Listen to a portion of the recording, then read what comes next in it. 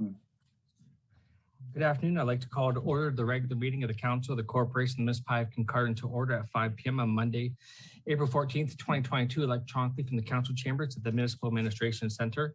Please note that some council members and staff are attending in person and some will attend electronically. I'd like to open the meeting with the land acknowledgement statement, please. We'll just wait for that to get loaded up. I'd like to begin the meeting in a good way by acknowledging that we are meeting on the traditional lands and treaty territory of the Saugeen Ojibwe, which includes Chippewas of Nawash unceded First Nation and the Chippewas of Saugeen First Nation, whose ancestors were the first to inhabit, care for, and live on this land. We recognize and deeply appreciate the contributions that Indigenous people, have made in both caring for and strengthening this community, our province, and our country. As a public service organization, we are dedicated to learning and acknowledging Indigenous history and culture and are committed to actions that move us towards a journey of healing, truth, and reconciliation with the Saugeen Ojibwe Nation, the Métis Nation of Ontario, and the historic Saugeen Métis. And for roll call, I will begin with Deputy Mayor Ropel. Present. Councillor Clark. Present. Councillor Couture. Present. Councillor Kyler. Present. Councillor Fitzsimmons. Present. Councillor Haight. Present. Councillor Kennedy. Present. Councillor Stewart. Present. For staff present, Roxanne Bauman. Present. Thank you. Jennifer Lowry. Lori Fizzoe. Present. Jane Jakalewski. Present. Karen Kiefer. Present. Dwayne McNabb. Present. Thank you. Are there any amendments, additions, or deletions to or from this agenda? Councillor Stewart, please. Need to make a motion. Is this the time to make a motion? Could I have a point? I can barely hear. Have Sure, we I got was microphones that amplify as well as record?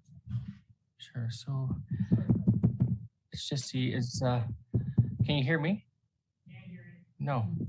I can hear you good, but I couldn't hear any of the other counselors Okay. other than the echo in the room. Trying to increase my volume here.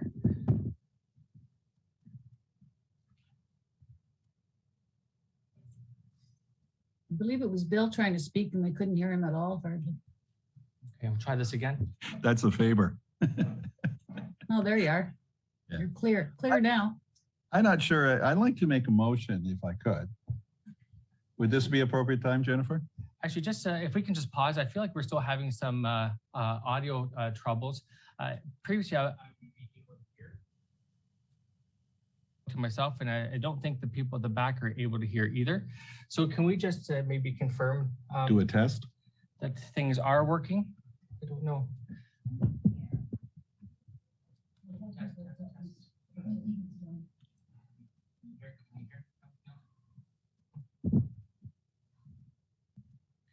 Well,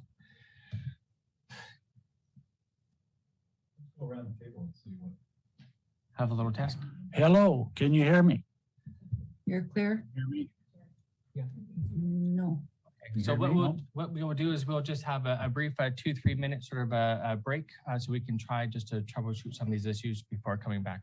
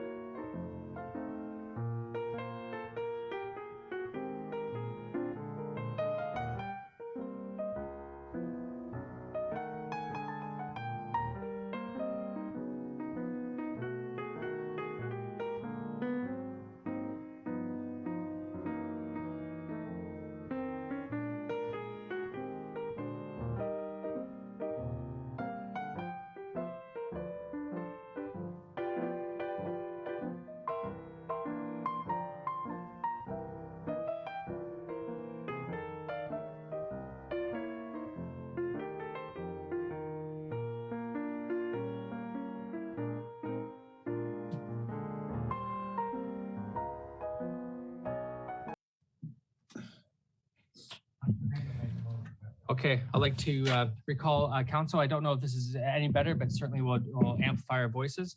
So are there any amendments, additions, deletions to or from this agenda? Seeing none, are there any disclosures of pecuniary interest? If so, the general nature thereof. Councillor Kennedy? Yes, I just wanted clarification on 5.2. My recent disclosure was because I have a job at the Independent, but to my knowledge, it isn't going that far in Queen Street, correct? That is, I believe, what's being It is proposed not. for this evening. Oh, And there will be I hope, a friendly amendment based on the BIA's comments to stop it actually at Lambton. Okay, well, just as long as it isn't in front of my place of employee, then I can participate. But if it isn't, I can't, and I cannot participate in 7.2A. Okay, so. Recording in progress. great, thank you, Councillor Kennedy. Any additional disclosures?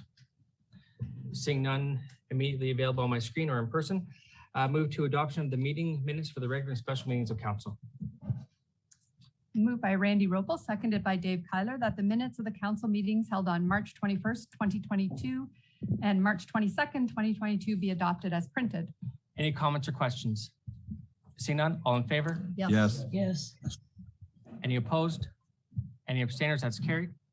Next on the agenda is 5.1, notices of motion. Are there any notices of motion this evening? Councillor Kyler? Yes, I would, come on. I can speak loud enough anyway. I want to bring the matter of the plaque for Eldon Humphreys forward again. I would like to do it tonight, though. Is there any problem with that? Okay, so that would be in addition to the agenda, so we need concurrence of council. I believe a report is coming back at a subsequent meeting of council. So if there is a seconder to that, we can get it on the floor, and if concurrence of council, Jen? Okay, so is there a seconder to this motion? I'll move. Seconded by Deputy Mayor Ropel. So I guess comments or questions? Councillor Stewart? Would one of you There we go. Would either one of you waive the motion tonight? I think we should wait for the staff to bring a report. And if they can bring a report for next council meeting, would that satisfy our needs? Or do you want to make a decision tonight? So my I understanding. don't necessarily want to make a decision. I want to talk about it. Okay, very good. Thank you. Cannot hear. We just can't hear the motion. I'm sorry. We can't hear Dave at all. Sorry, Can you hear me now? his mic. No. Sorry, Dave. Is your microphone? How about working? now? That's better.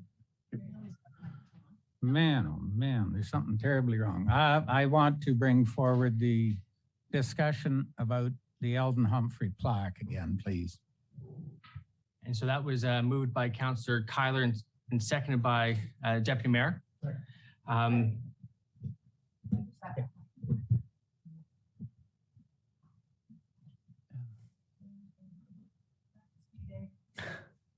Pardon me? Yeah. So the Councillor Kyler, if you want to discuss it tonight, you're not putting a motion on, you just want to discuss it. That would be done in committee of the whole. So can we hold off? And when there's asked for additions to the agenda in committee of the whole, then you two can do your motion then, if that's suffice. Okay. Okay, thank you for that clarification, Jennifer. Any others? Okay. All right, so we have 5.2 Promenade, and I'll turn this over to staff. Okay, this is moved by Councillor Haight, but I'll let the mayor choose the seconder here. Seconder for this? Bill will second. Thank you, Councillor Stewart. Okay, and the motion is that council reconsider motion 030722, and in doing so, approve as amended the Promenade on Queen event in downtown Kincardine, with the street closure occurring every Sunday during the months of July and August from 8 a.m. until 6 p.m., weather permitting. And further, that the closure be from Durham Market North to not past Lambton Street, that vendors are permitted on Queen Street, conditional upon sufficient routes being provided for the passage of emergency vehicles, and that residents affected by the promenade be provided with suitable accommodation so that the access and egress to their domiciles, so that they have access and egress to their domiciles. Thank you. The comments or questions? Councillor Kyler, then Councillor Haight, please. Oh, sorry, my apologies. Councillor Haight, because you're the rep, and then Councillor Kyler, my apologies. And It's all right. I've been advised that there's a tiny amendment to add the motion COW-03. And sorry, Jen, I couldn't hear you. We're stopping at the end of Lambton is the friendly amendment based on the BIA discussion, if that's okay with my seconder. I'm not sure whether you included that in your reading. all right, and that was So that would be a friendly amendment. So then that would be, change it to that council reconsider motion 030722 COW-03 in that first part. And then the second would be, and that further that counts, the closure be from Durham Market North to not past Lambton Street, if that's okay with councillors. Yes, it is. Sure, So and then then Councillor Haight. to speak to it, ideally, I would have loved to have just had a motion to refer to committee of the whole so that we could have the discussion, but understanding that we do have procedures, and I was on the prevailing side of the second vote in a 3-3 tie that was lost through that tie. So I put this out there based on what the BIA was actually hoping to achieve if we had had that discussion. I will say, I said it a couple of weeks ago too, it's very hard when you've got 4 or 5 elements of one motion that you can have unanimous consensus because you could vote against one thing. And we all voted for the budget or didn't, but I doubt that we all agreed with absolutely everything in a budget. And imagine if you didn't have that flexibility. So I'm happy if we want to defer to committee of the whole to discuss, or we can discuss it right now. And this was a suggestion based on the comments from the BIA. So looking for a consensus of council, do we want to defer this to committee of the whole or just have discussion now? Now, Now? Okay, it seems the head nods is now. So any additional comments that Councillor Haight before I open the floor? Okay, Councillor Kyler, please. Well, to begin with, I want to know why it's been changed from what I made the motion for that you voted against. On yours was no vendors, Yeah, and it was on Saturday.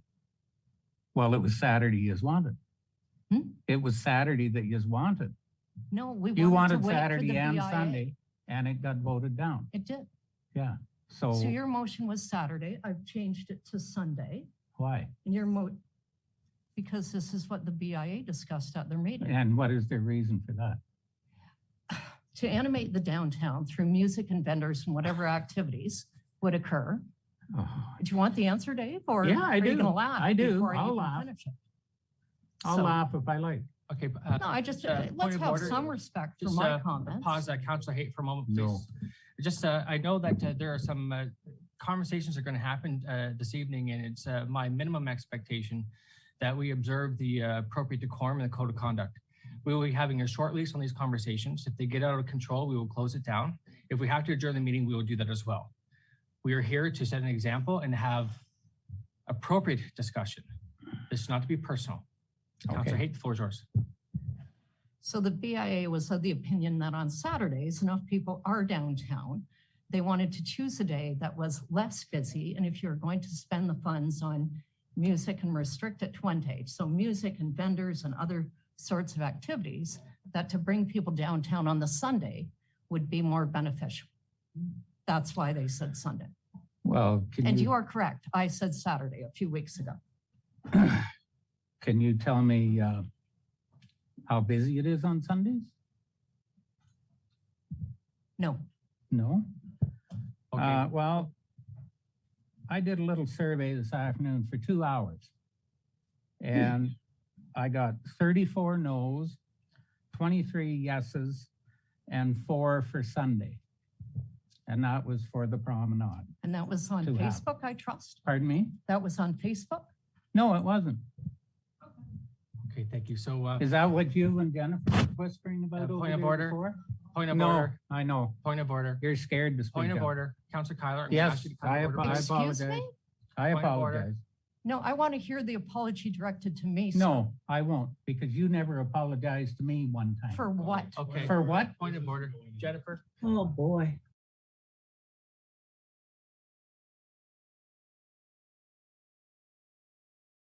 I see you. Before I can get control here, Yeah. I need to understand that we can move forward.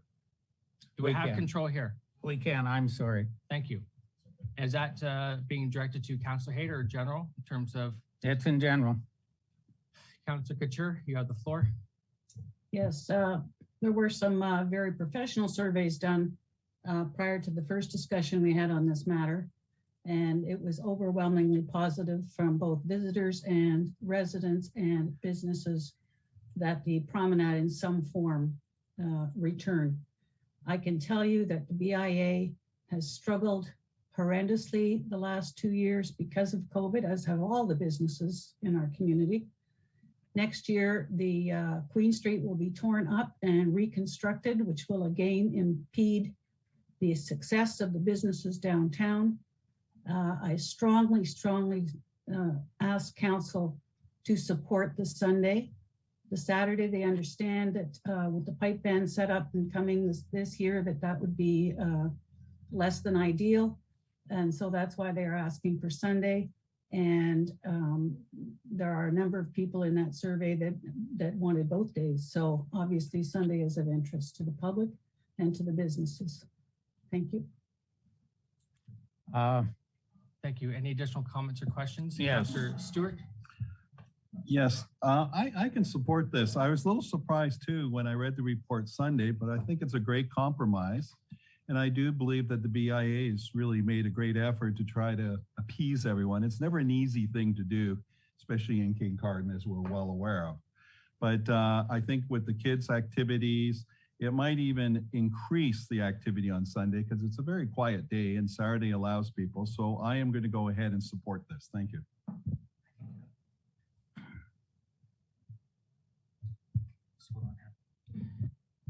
Just going to, there's been some new information that's been brought to my attention. I'm just going to ask for a brief 5-minute recess until I can get some counsel on an approach here. There's something that's just come to our attention. So just need a pause to make sure that we're moving forward in the right direction here in terms of appropriate apologies and comments that have been overheard and said and reported.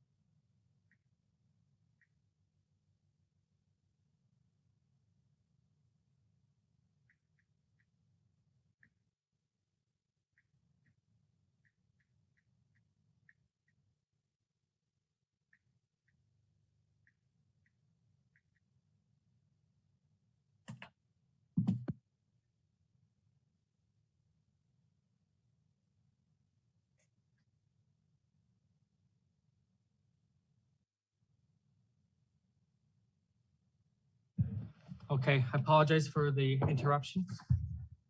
Just as a reminder, when the council members have no comments to make, to ensure your microphone is off, everything is picked up, and I'll just offer that friendly advice. Any additional comments or questions related to this issue? Councillor Kyler, please. Okay. No one to date has provided a reason why the promenade should be brought back again this summer. If one reviews the list of active events returning to the summer of 22, again, I ask, why is a promenade necessary? The majority of restrictions have been lifted. If one would like to go downtown for a drink on a patio to socialize, etc., zero preventing anyone from doing so. Why would we cater to a few and not the true majority of this community? We are elected to ensure we do what is best for our community as a whole, not the few which have been catered to over the last few years. And as I said before, the little survey that was done today, there was 34 no's, 23 yeses, and 4 that wouldn't mind it on Sunday. And that was not on Facebook, it was on a social media, which Facebook is. I do understand that, but it was not on Facebook. Okay, thank you. So I just can't understand why we would inconvenience even one person. Thank you, Councillor Cotton, for your comments. Councillor Couture, then Councillor Stewart. I disagree that there's been no reason given to hold this. I believe I gave some good reasons that the BIA has brought forward, and I would just like to reiterate those. Thank you. Thank you, Councillor Couture. Councillor Stewart. I think we've had a good discussion. I can definitely see the council doesn't in full agreement, but I think it's time to put a vote together. Thank you. Councillor Cotton. Yes, can anyone tell me when the business survey was done? I'll defer to I believe Sherry or Lori could clarify that. Through you, Mayor Glover. Can you hear me? Yes, I can. Thank you, Lori. I can get the exact dates. I don't have the exact dates, but it was in the fall, at the late fall. And then we did the public survey in the new year. But if you need the exact dates, I can pull that up. Thank you. Councillor Clark. Oh, thank you, Mayor, through you. This is perhaps Councillor Kyler can assist with this. In regards to the survey that he's completed this afternoon, was that on the premise, Councillor Kyler, that the promenade go ahead as originally stated on the Saturday and Sunday, or was that the questions based upon the promenade going ahead only on the Sunday? No, that was just on Sunday. Were you able to hear that, Councillor Clark? Yes, thank you, Mayor. No worries. Councillor Couture, please. You said your numbers, David, were 37, 43, something like that. And then 4 for Sunday only. If this was for Sunday only, what were the 37 in favor of? Well, the people were asked if they wanted it on a Sunday. And as you know, when you ask somebody a question, they always want to add something to it. And they said, well, they didn't want it for more than one day. And if it was going to be one day, they could go along with a Sunday. But there was only 4 that even wanted it on a Sunday. But 37 said they'd have no problem with the Sunday. No, 34 said they didn't want it at all, and 23 said yes. Thank you for that. Yes to what? To having the promenade at all. Well, that's Sunday. It includes Sunday. Okay, if it is only Sunday, that's fine. But there's More than 34 just that, 4. there's 34 that don't want it at all. Okay, thank you. So we have Councillor Hayden and Councillor Fitzsimmons.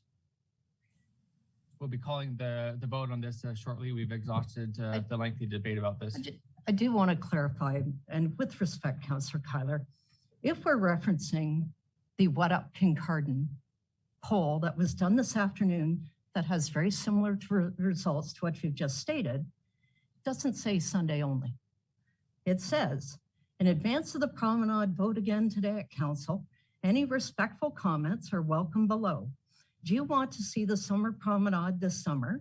If so, suggestions. If not, why? It's now no 41 votes, yes 27 votes, Sundays 4 votes. But it is social media and it is Facebook. I stand. Thank you, Councillor Fitzsimmons.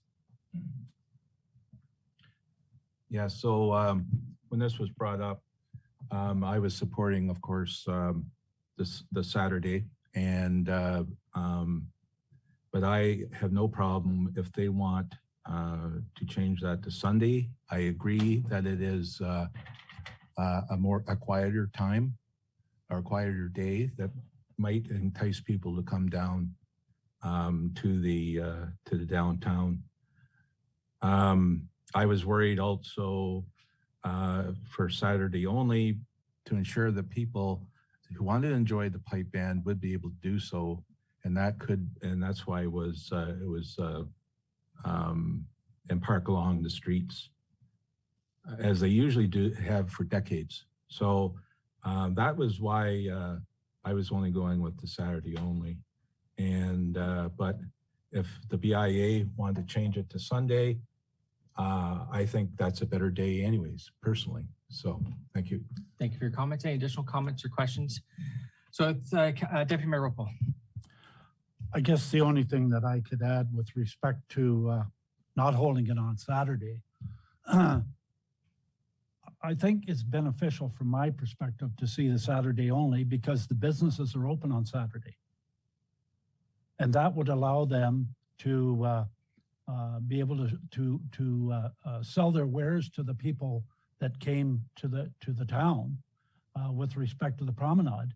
And that we had suggested that the vendors then move into Victoria Park.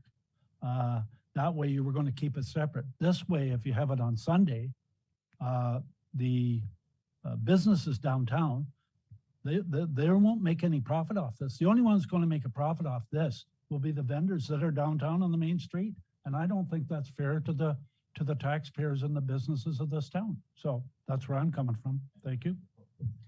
Thank you. So I think we've had a healthy-ish discussion about this. It's for the third year in a row here. It's really not many surprises here. Before we look forward to the vote, I'll just pause and recognize Councillor Clark, Kennedy, and Couture just to make sure that they have nothing additional to add before we call the vote. And Councillor Kennedy, do you have any comments you wish to add? Yeah, I'll comment on the Sunday. And, you know, I spent a lot of Sundays down there last summer, a lot of young entrepreneurs, entertainment and different activities, a lot of tourists. So I would be completely in favor of the Sunday. Yeah. Thank you for those comments. Councillor Clark, do you wish to add any comments? I think I hear what Councillor Ropel's concerns were concerning the Sunday and whether or not the businesses that this is primarily aimed at to assist will benefit. But I presume that part of that will be the option for the vendors, I presume, to remain open on the Sunday and try and utilize any business coming their way. So I think it's a reasonable compromise. There's been a lot of discussion on this. I think the Sunday's probably a reasonable compromise. Thank you, Councillor Clark. And Councillor Couture, final comments, if you have any to add? No, thanks. Okay. So I think we've had a good discussion. We have a mover and a seconder. So I think it's safe to call the vote. So all in favor? Yes. Yes. Yes. Sorry, recorded vote.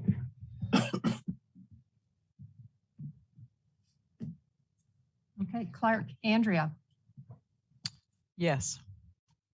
Couture, Maureen, Yes. Kyler, Dave, No. Fitzsimmons, Dorn, Yes. Kate, Laura, Yes. Kennedy, Doug, Yes. Ropel, Randy, No. Stewart, Bill, Yes. Glover, Jerry. No. Sorry, so that is carried. All right. Next item on the agenda is consideration of bylaw 6.1 nuisance bylaw 2021, and I'll turn this over, I believe, to Jennifer Lowry. Moved by Maureen Couture, seconded by Andrea Clark, that the public nuisance 2022 bylaw be deemed to be read a first, second, and third time, finally passed and numbered as bylaw 2022-062. Any comments or questions? See none, all in favor? Yes. Yes. Any opposed? Any abstainers? That's carried.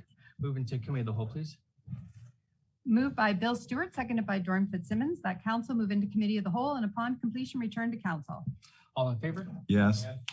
Any opposed?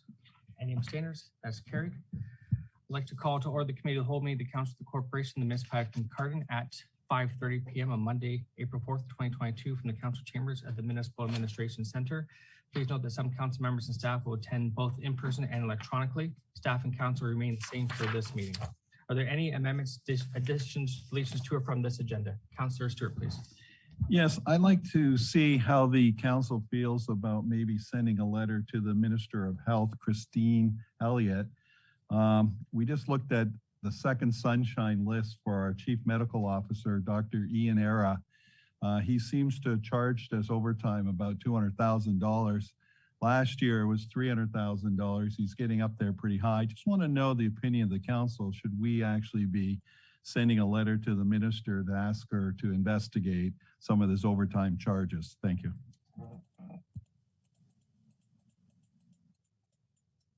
So that's for information. Is there any discussion around that? Sorry, Councillor Haight. Well, through you, Mr. Mayor, would this not be something that the counties would do through the Health Unit Board? Is there concern expressed there? And if I had my druthers, I would say to you to ask the reps on the Health Unit Board to bring back some sort of indication of why I don't want to say overage. I think it's probably very valid during a pandemic, but anyway, I can see the point of answering the public's concern. Okay, so the question is, we need to make a motion to add this to the agenda. So we'd be adding it to the agenda as 7.2D. So if Bill is the mover, we need a seconder. Is there a seconder?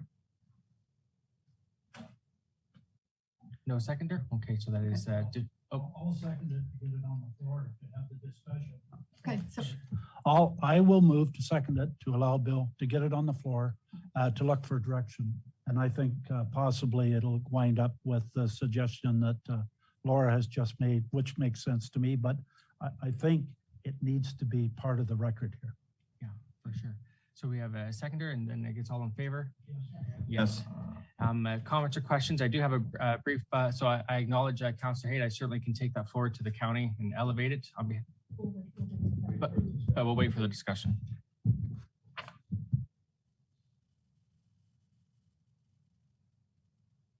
And then Councillor Kyler, did you wish to add anything to this agenda? I would like to talk about the plaque for Eldon Humphreys, please. And is there a seconder for that? Councillor Fitzsimmons, all in favor? Yes. Yes, and I believe we will add that as E? Yeah. Okay, thank you. Good. All right, any other amendments or additions? Seeing none, are there any disclosure of pecuniary interest, and if so, the general nature thereof? Councillor Kennedy? 7.2A, I disclosed that yes. Any additional? Seeing none, move to adoption of the committee of the whole meeting minutes, please. moved by Laura Haight, seconded by Doug Kennedy, that the minutes of the committee of the whole meeting held on March 21st, 2022 and March 22nd, 2022 be adopted as printed. Any comments or questions? Seeing none, all in favor? Yes. Any opposed? Any abstainers? That's carried. Move to any items for discussion for the council meeting. Seeing none, move to 6.1, a hike for hospice. We have Cheryl Evans and Catherine Evans and Cheryl Cotterill from Huron Hospice will be presenting this evening. It's one of our delegations, and I believe we're just waiting to queue them up. I believe so. Mayor, Jerry, my internet's funny. Can I just turn off my camera? I'm still here. Yeah, for sure. Thank you, Councillor Couture. Good evening, Cheryl Cotterill. Welcome to council this evening. It's great to see you as always. The floor is yours. You have 10 minutes, and if you have a presentation, we will advance it on your timing. I know we're just going to speak to you this evening. Can everyone hear me? Yes. Good. Okay. So I am Cheryl Cotterill. I'm the co-chair of Your Insurance Hospice, and with me today is Catherine Evans. Catherine is our community engagement coordinator, and she started with us in January.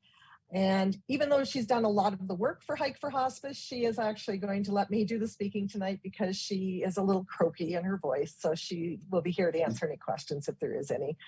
I just wanted to start by giving you a quick update on the community hospice. As many of you know, Your Insurance Hospice is a charitable not-for-profit, volunteer-driven, community-funded residential hospice. We provide personalized quality end-of-life care at no cost to the residents of Kincardine, Huron, Kinloss, and Saugeen Shores and the surrounding areas. 100% of the funds raised to support Your Insurance Hospice remains in our community. Since opening our doors in 2018, we have served 68 residents and their families in our suites in Tiverton Park Manor.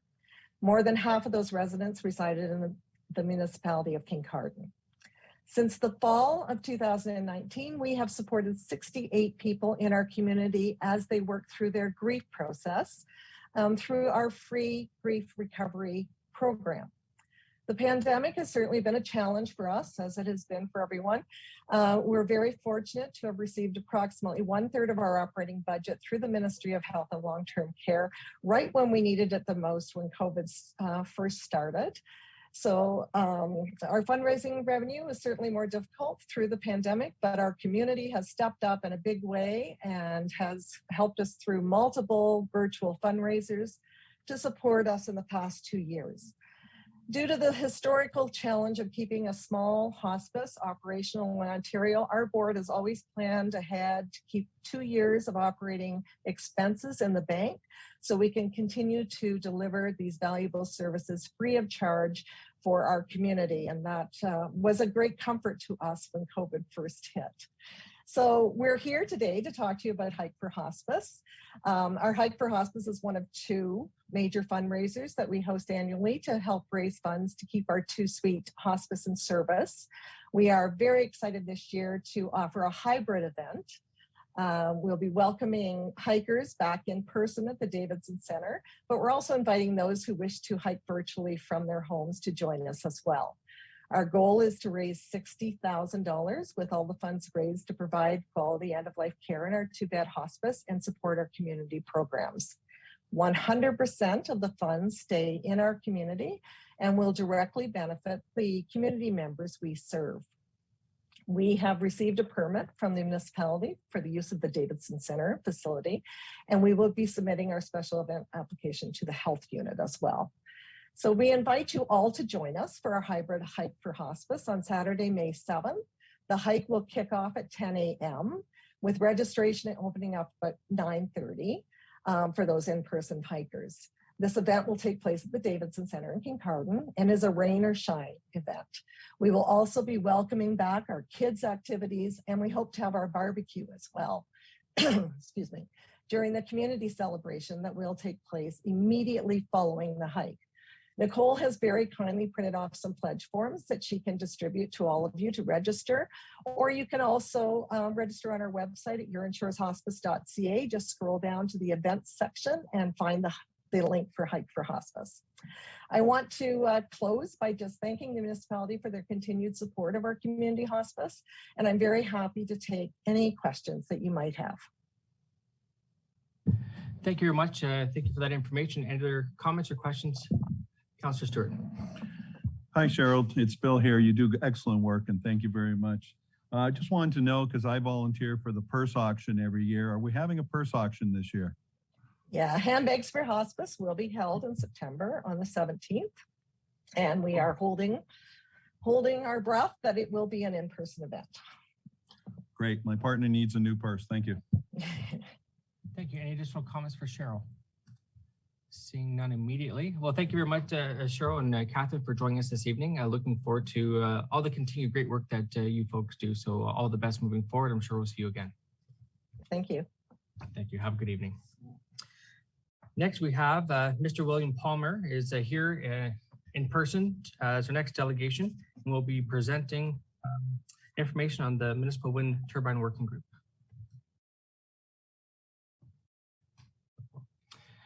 Good evening, Mr. Palmer. Welcome to Council. You have 10 minutes and the floor is now yours. Thank you, Mayor Glover, members of Council. Thank you for permitting me to speak to the item on your agenda of the correspondence you received from Wind Concerns Ontario about the recommendation for your municipal council to consider revising your municipal bylaws to increase setbacks from industrial scale wind turbines. Although I am a member of and technical advisor to the multi-municipal wind turbine working group, where Deputy Mayor Ropel represents Kincardine, I'm speaking to you today as a private individual from my background as a professional engineer with experience in public safety assessment. I've been active in research into the public safety risk and the acoustic characteristics of wind turbines since my first appearance before Kincardine Council on this subject in 2006.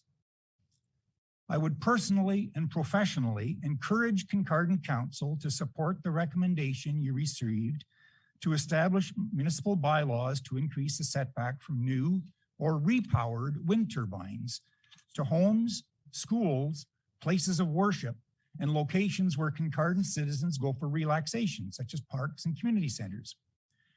These are necessary to address issues of noise and public safety.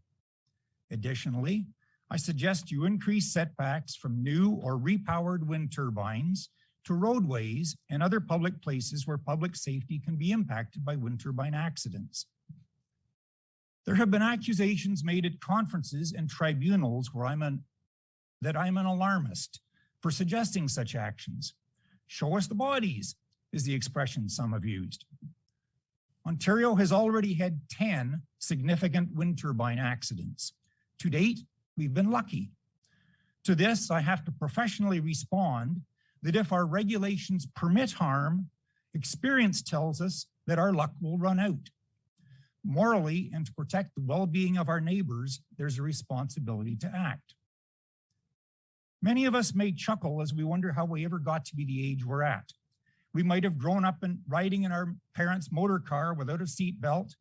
Perhaps we were adults before there was a smoke detector in our house. And the only safety recall we may recall from swimming was that we had to wait a half an hour after eating before going in the water. Yet, some of us will remember a family member who was killed in a motor vehicle accident when ejected from a car that didn't have a seat belt, leaving cousins without a mother or father. Some of us may recall lives lost in a fire. Yes, what it passed as standards years ago may not be adequate today, for we know better now. The regulations that protect the public from wind turbine accidents or the noise from wind turbines were established when the number of wind turbines were few and the size was not as large as today. Kincardine was the site of one of the very first prototype wind turbines in Ontario, not very far behind this very building. Then too, Kincardine had Ontario's first notable wind turbine accident when that turbine fell over not long after it was erected. Kincardine was also the site of the first multiple turbine array in Ontario, which we now know as the 5 Huron wind turbines that were installed at the Bruce Information Centre. I drove past that site daily and I watched the erection of the turbines with interest. They were sited at the recommended safety setback of blade length plus 10 meters from the municipal roadway, where some 2,500 vehicles pass a day. But few gave it a second thought. However, I also spent some time at that same site about 4 years ago in May 2018, when one of those turbines suffered a blade failure. As I walked the debris field and photographed blade segments that were large enough that I could have parked my car on them, that were 280 meters from the tower, I recognized this certainly gave evidence that the 51-meter setback of blade length plus 10 meters really wasn't adequate to protect the public. Then I photographed smaller pieces large enough to have killed a passerby over 560 meters from the turbine. Suppose those blade pieces had landed on Bruce Road 20 when vehicles were passing by. Should we really be depending on luck to protect us? The noise issue is a different case. Instead of the immediate effect of a piece of tower or blade landing on the roadway, we consider the effect of cyclical noise that residents are immersed in night after night when trying to sleep. A very powerful presentation was delivered to Kincardine Council in 2012 when the interview results collected by Catherine Crawford, a certified psychotherapist, spoke of 20 Kincardine families and summarized the results to council, showing that residents living in Kincardine continue to report that wind turbines are causing adverse, serious effects on their health. I personally have sat face to face with well over 100 real people who described to me the adverse impacts they and their family members have faced, living in homes impacted by wind turbines that were erected at regulatory approved setbacks. The setbacks are not adequate to protect people. Ontario setbacks and regulations have been essentially unchanged since the first flurry of turbine erections occurred beginning in 2006. Minor updates have been made, but essentially the regulations permit erection of any size of wind turbine as close as blade length plus 10 meters from the lot line of neighbors or public roadways, and any number of turbines so long as they're a minimum of 550 meters from the homes. As a result, these regulations have permitted neighbors or residents to have 4 to 6 wind turbines as tall as 200 meters within 1 kilometer of their home and over 20 within 2 kilometers.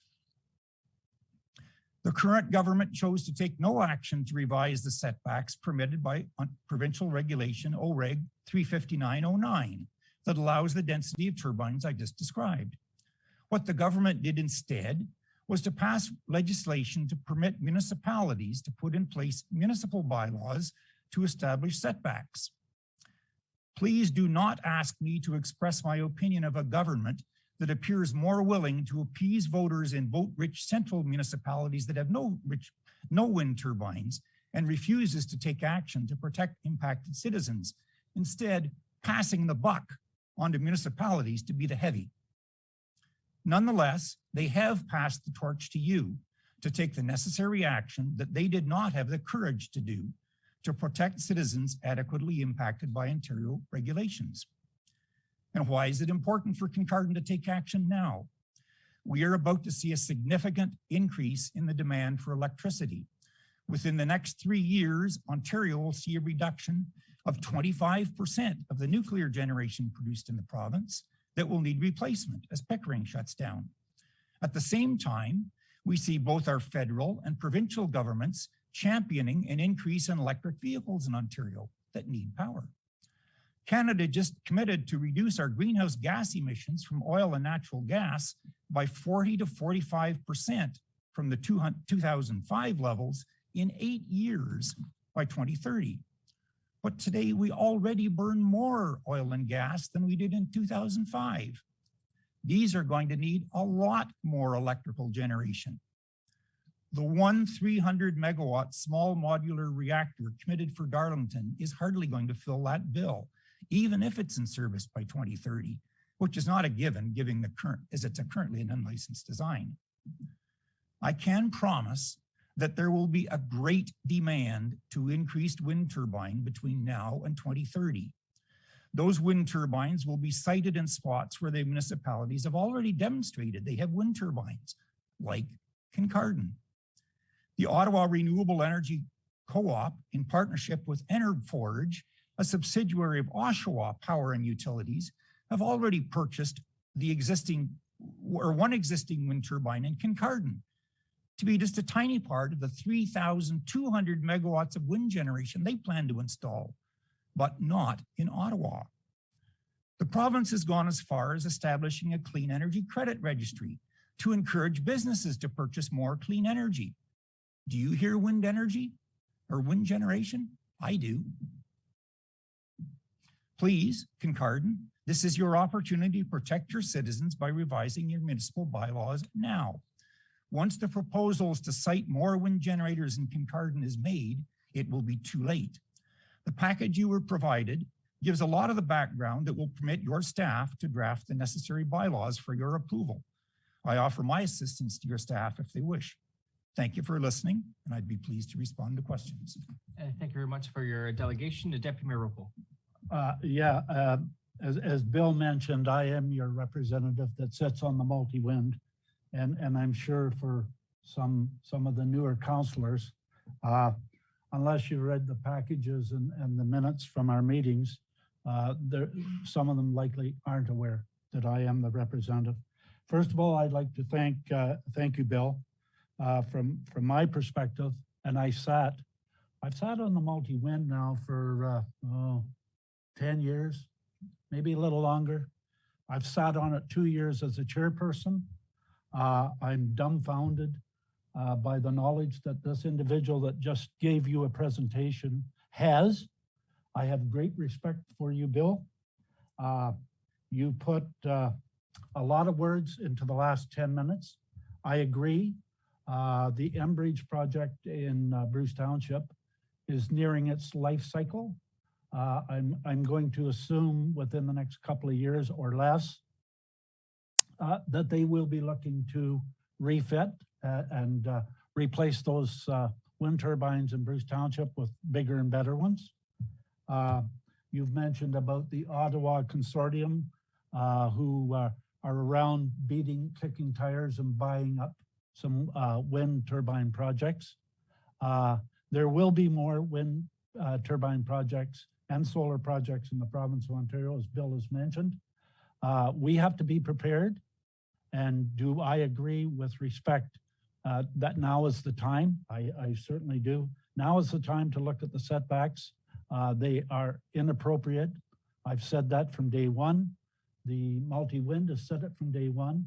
The only thing that multi-wind, and I want to make everybody aware of this, the only thing that the multi-wind representatives have never said, they've never said we don't want wind turbines. What they're saying is, if you're going to put wind turbines in, put them where they don't affect people's lives. And Bill mentioned about people being, sickness being caused by these. I had an opportunity about 4 years or 5 years ago to sit in on a meeting discussing with some of the people that were affected by the wind turbines, and it was gut-wrenching. To be quite honest with you, I was ashamed that we had wind turbines in this municipality and had to sit there and listen to what these people presented. And since then, I've heard people say, oh, it's all in their heads. No, they're crazy. Well, is it because, maybe some people say that because what? It doesn't affect them? Because it does affect them. And by doing nothing, we're not addressing any of these issues. And just because the provincial or the federal governments say it's right, doesn't mean it's right for our people.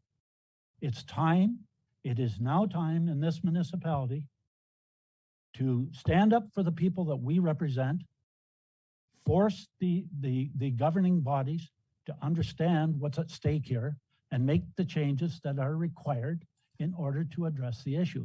And the other thing is, and I've said this before and Bill's heard me say it as chairperson, the other thing is the province and the federal government, because they're all they think about now is green energy. Well, first of all, green energy, one of the aspects about green energy is the money that companies make to build these things. That's green. That's what the green is about. The other aspect about it is until the provincial and federal governments admit that these make people sick, I think that's a damn shame because they do make people sick. So I strongly suggest that the sitting councillors on this council sit up and take notice. And it's time for us to make a difference for our people, and not just for our people, for the other people in this province that are being affected by it. We can be leaders. It's time for us to show our leadership. And I would ask, I'm hoping that our next meeting of the multi-wind, that we have a further discussion with respect to this letter from Winds Concerned Ontario. But I am also going to ask council to direct staff to come back with a report with respect to the steps it would take in order for this municipality to address those setback issues. Thank you. Thank you, Deputy Mayor. Any additional comments? Councillor Stewart, please. Thank you very much. Thank you very much, Bill. That was an excellent presentation.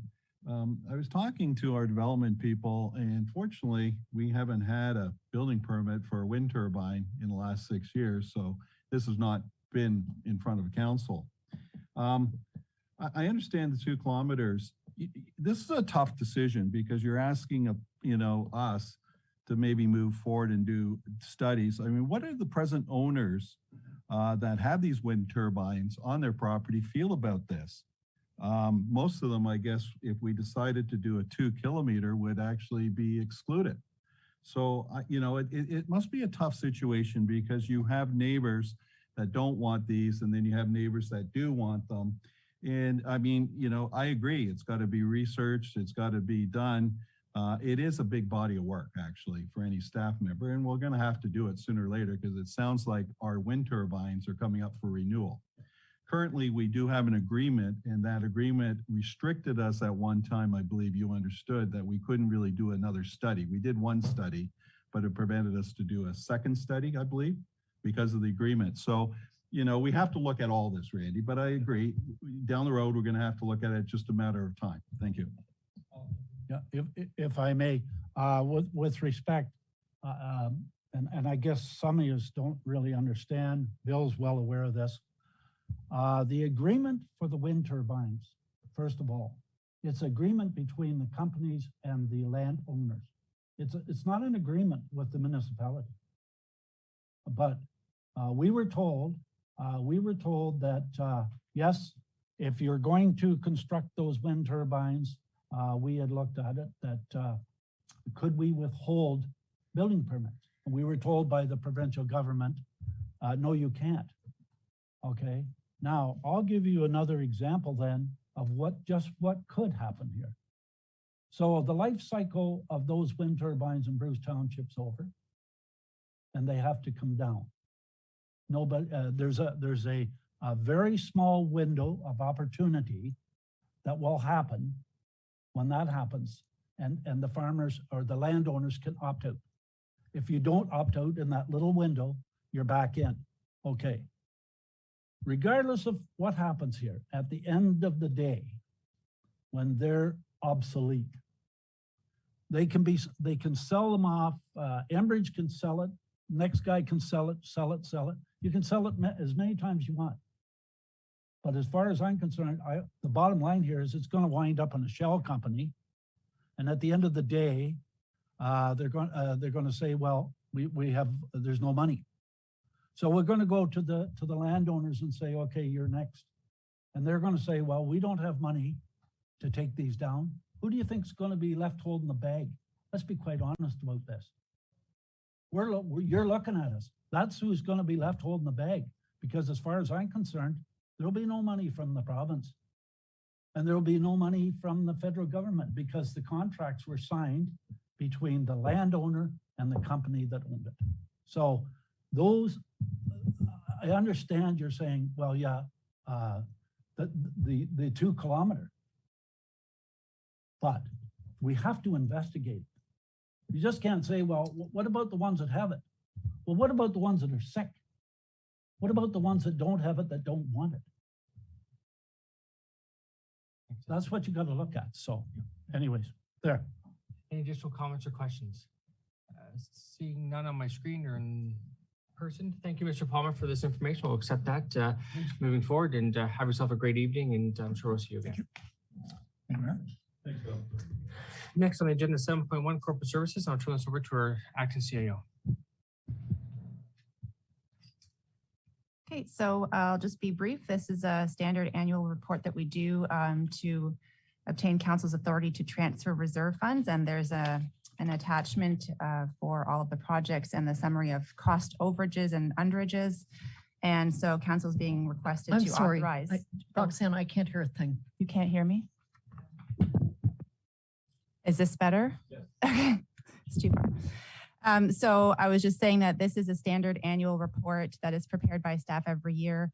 And in order to wrap up the year end, we require council's approval to authorize the attached reserve and reserve fund transfers.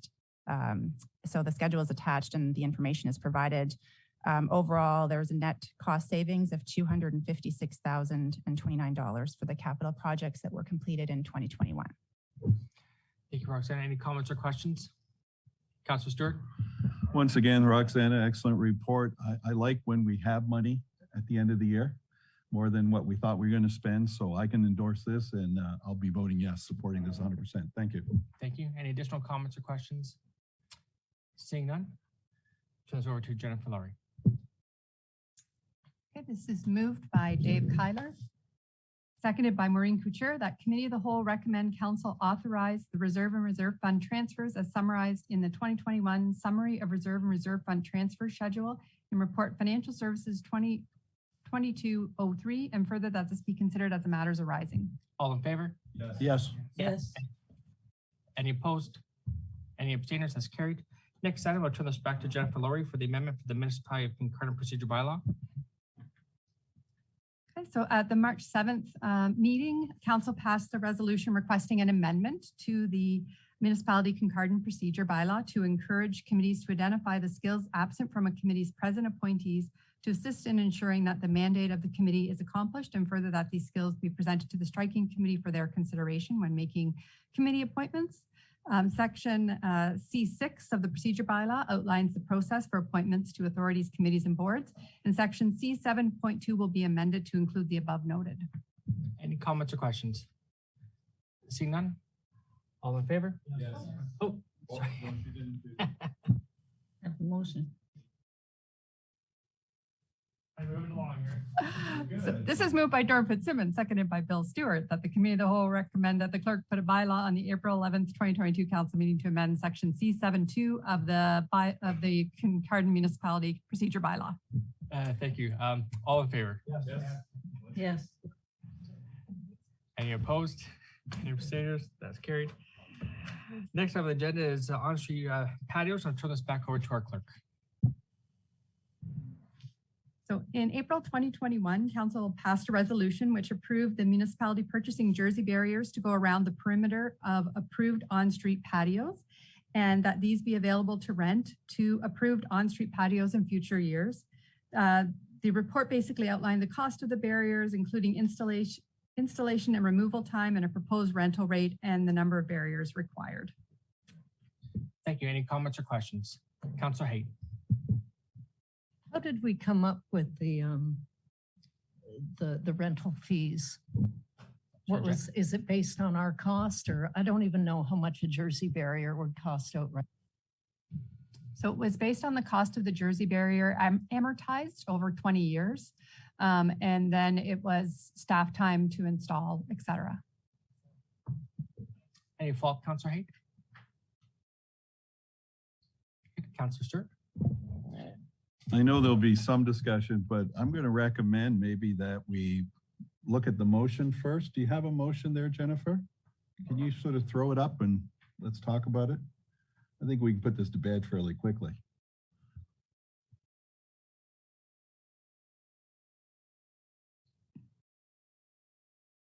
How would the council feel about this motion? Just take away the rental fees. And for this year, I know this is coming from me and it's very unusual, but for this year, maybe because we're still in the pandemic sort of year, that we put the jersey barriers, we do everything, but we sort of waive the fees this year and only this year. How would you feel about that and change this amendment? Thank you. Thank you, Deputy Mayor Roper. Well, the only thing I can tell you is we had a discussion at the budget meeting with respect to knee-jerk reactions to issues. We just finished doing the budget. Now we're here. Whether we like it or not, this I think this would entail what, $10,000 that you're writing off here, roughly? Is that what we're looking at? $7,000 again. Why wasn't this brought forward for the budget? We just finished the budget. We had a major discussion about we got to stop the knee-jerk stuff. We got to consider the taxpayers, and we got to consider who's paying the bills here. You know, and that's all I'm going to say. Like I'm disappointed that this has come forward. It should have came forward at budget time. Thank you, Councilor Stewart. That's absolutely correct, Deputy Mayor, but we didn't actually put this as revenue in our budget. So we don't have any revenue under this line. So, you know, we're losing revenue we didn't even include in our budget. So it's really a neutral thing for us in our budget. And I guess, you know, the question would come, and I'm prepared to put it forward, that we do exactly like the amendment says, but we'll just waive for this year the rental fees. So we can bring that forward and we can vote on that, say yes or no. Thank you. Thank you. Follow-up, Deputy Mayor. Just a quick rebuttal. Then why did we bought the barriers? So why did we buy the barriers? So we do have investment of taxpayers' money in here that you're asking to write off, regardless of what it is. I consider barriers as safety. And I consider the word safety as when you hear safety, you pay attention. I'll invite the clerk to add her comments. Yeah. No, I was just going to add that the jersey barriers were purchased last year. So it wasn't a budget item for this year to purchase those jersey barriers. They were purchased last year. Sorry. Could you move your microphone closer as well? The jersey barriers were purchased in 2021, so it wasn't a budget item for 2022. Thank you. Councillor Stewart.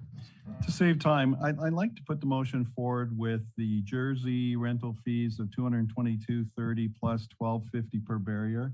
And I'm putting this motion forward that this is going to be a complimentary thing for the folks down in Kincardine for 2022 only. So they will absolutely pay no fees for this year, but they will have Jersey barriers. Thank you. Thank you. I just gonna pause here and Jen, do you have something else? No, Councillor Hayes, I saw your hand up. Did you want to? Oh, I'm sorry. Are they? I can't do that. No, never mind. I will lean in. Are they permitted to decorate the Jersey barriers? Can they, like, did they? I don't know. I don't know, Jen? Like, say they wanted to put tartan or whatever, I don't know, to make it unique. Can they do that? I was going to say, no one has asked to do that. And no one did last year. I guess I've been to a few places. Barry actually down by their Kempenfelt Bay has lovely sort of box planters, like tree, fairly substantial, the size of this desk. And they mark the corners and sort of the outlines, and then they've got, you know, rails or something in between. I don't think it's as safe, Randy, to your point, if there were a car coming in, but it does look pretty. And I'll give it that. And I'm just wondering if there's a way to, if this is the only option, if we're requiring this, can they actually make it look prettier than a Jersey barrier? Not that Jersey barriers aren't pretty as all get out. Thank you, Councillor Kyler. Yeah, last year I suggested that they have a contest and let the kids, when the street was closed, let the kids draw on them and have a contest and give out prizes. And nobody wanted to do that. They claim that the Jersey barriers make it look like a construction zone, which they don't. The ones that made it look like a construction zone were the orange pylons that were left in between the Jersey barriers. And I don't know why they were left there, because they wouldn't stop anything. The Jersey barriers weren't close enough together. The people that had the walkways around their patios took pieces out of the railing of the patios, which they weren't supposed to. It's supposed to be a solid walkway all the way around. They did whatever they wanted, and we just let them do it. And they have had free permits for 2 years now. I think it's time for them to start paying for their stuff. And we said last year, we'll give them to you for free this year. We even gave them to people that weren't on the main street and didn't charge them anything for them. So I think it's time for the business people that want these Jersey barriers and the patios. And the patios have absolutely nothing to do with the promenade, really. They're two separate issues. I believe it's time for them to start paying for their permits and the rent on the Jersey barriers. And I want to see Jersey barriers all the way around them, not in bits and pieces like they were last year. And people that decided they weren't in the right place coming and moving them themselves. And then we had to go and put them back to where they were supposed to be. It's people are just doing whatever they want and getting away with it. Sorry, I sound like the Scrooge, but I'm not. No, Thank you. Your points are, I just want to add some commentary. So your points are valid. For sure, there were some sensitivities last year in terms of placement, but in consultation and review of the approach and the procedure bylaw, the intention is that they are to abut each other and not have a permeable sort of a membrane or opening. And so in consultation with the clerk's department, that will hopefully be mitigated this year. We know there were some sensitivities last year that did get captured.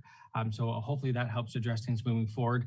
And the opposite that I've also been hearing is with the report suggesting that our insurance carrier is not mandating or requiring us to have this additional layer of security.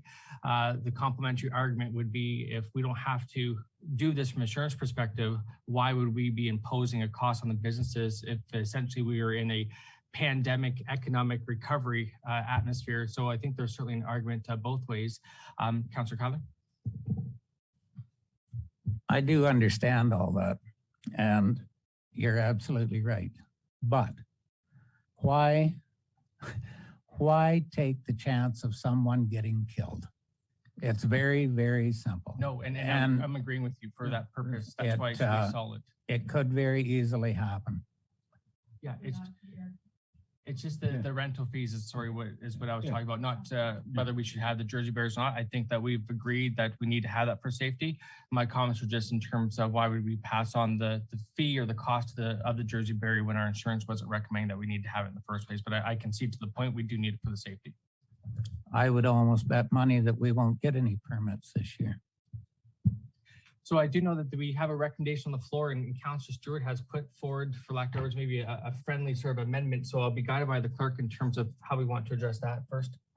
So if Councillor Stewart wants to move that committee of the whole recommend that the clerk put a bylaw on the council agenda to amend Schedule A of bylaw number 2021-165, the 2022 consolidated rates and fees bylaw to include an outdoor patio Jersey barrier rental fee of $223.30 plus $12.50 per barrier. And further that these rental fees be waived for 2022. And is there a seconder to that? Sorry, Councillor Haight? Okay. All in favor? Oh, sorry.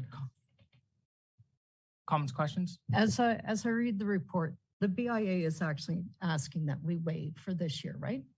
Maureen, I guess. I believe that's my understanding. At all.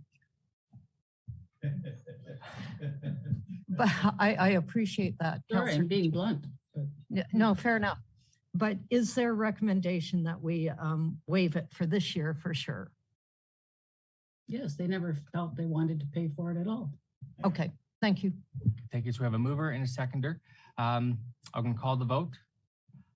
All in favor? Yes. 1, 2, 3, 4. Yes. Any opposed? Okay, hold on. I'm just going to pause and recast that call because it came in fragmented. So all in favor? Yes. Yes. 1, 2, 3, 4, 5. Opposed? 1, 2, 3, and that's carried. All right, next item on the agenda is 7.2. Other areas of responsibility, the Concurrent outdoor volleyball courts, I believe.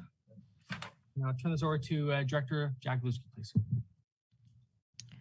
Thank you, and through you, Mr. Mayor. Just very briefly, I wanted Council to be aware that this report really represents the next logical step in the request from the Kincardine Outdoor Volleyball Association. And Council heard from this group in January for the desire to continue the courts, to construct the courts, and to be financed by the municipality.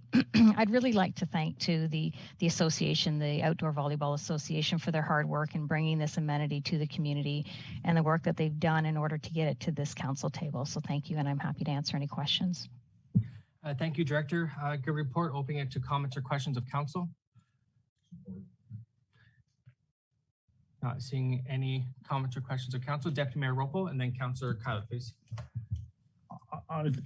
I've had a brief discussion with respect to this issue with the mayor, and I thought originally we had talked about the volleyball courts being the south side of the road that went down past the Rotary snack bar into the grassed area that would allow for four courts to be located. Can anybody even verify that you can put 4 courts where they're saying here, the north side of the Rotary? Sure. Is there room for 4 courts? And if there's not, why are we even looking there? They should be over the other side of the road. Just a question. Sure, Director. Yeah, thank you, and to you, Mr. Mayor.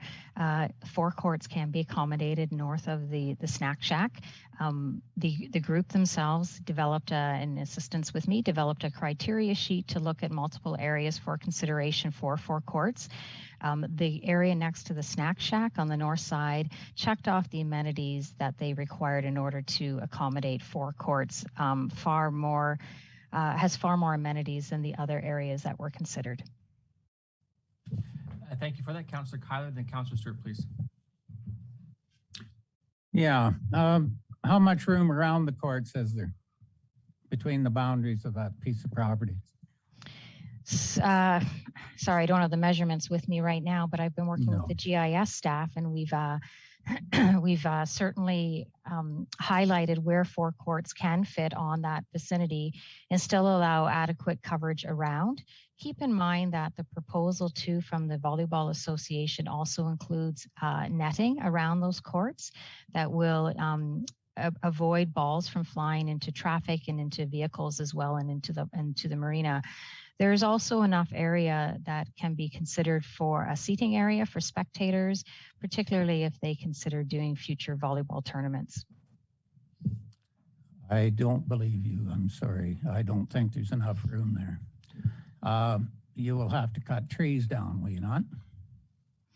If they go in that vicinity, there are 2 trees that would need to be considered to be removed that are pine trees, which currently nothing grows underneath them and is not desirable for individuals walking in bare feet. The group is aware that if 2 trees need to be cut, then 4 additional trees will need to be planted within the vicinity. Well, I'm going to tell you something. There's a little maple tree that's been growing there for I don't know how many years, and it is so crowded right now. It's starting to grow crooked, trying to get to the sun. Nothing has been done with it. I don't want to see any more trees cut. It's not a safe place. There is, in my opinion, absolutely no room there for spectators, and it's a picnic area for people now. And that's what it should stay. Thank you. Nobody wants to have volleyball courts beside the fish cleaning station, I don't think. Put it somewhere where there's more room. So just for a point of order, in terms of the code of conduct, we recognize that when we cast doubt over professional reputation in terms of intelligence and competence, when we have a report, those questions, we should ascertain those previous. In terms of an apology, Councillor Kyler, I would request that you apologize for doubting, essentially calling the director a liar when you say you didn't believe her report. It suggests that maybe the report is shoddy when in fact maybe it's not. So in terms of a point of order, I'd have to ask for an apology to the director, please.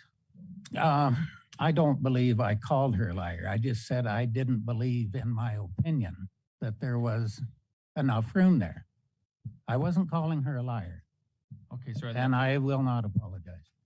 On the first round, it didn't come across that way in terms of how you approached it. So I guess on replay, we can adjudicate it after the fact. Councillor Stewart. Thank you very much, Mayor. I know that there was some discussion when the group came and talked to us, and I'm very supportive of this. I can't believe how many young people have phoned me up and said, boy, this is going to be great.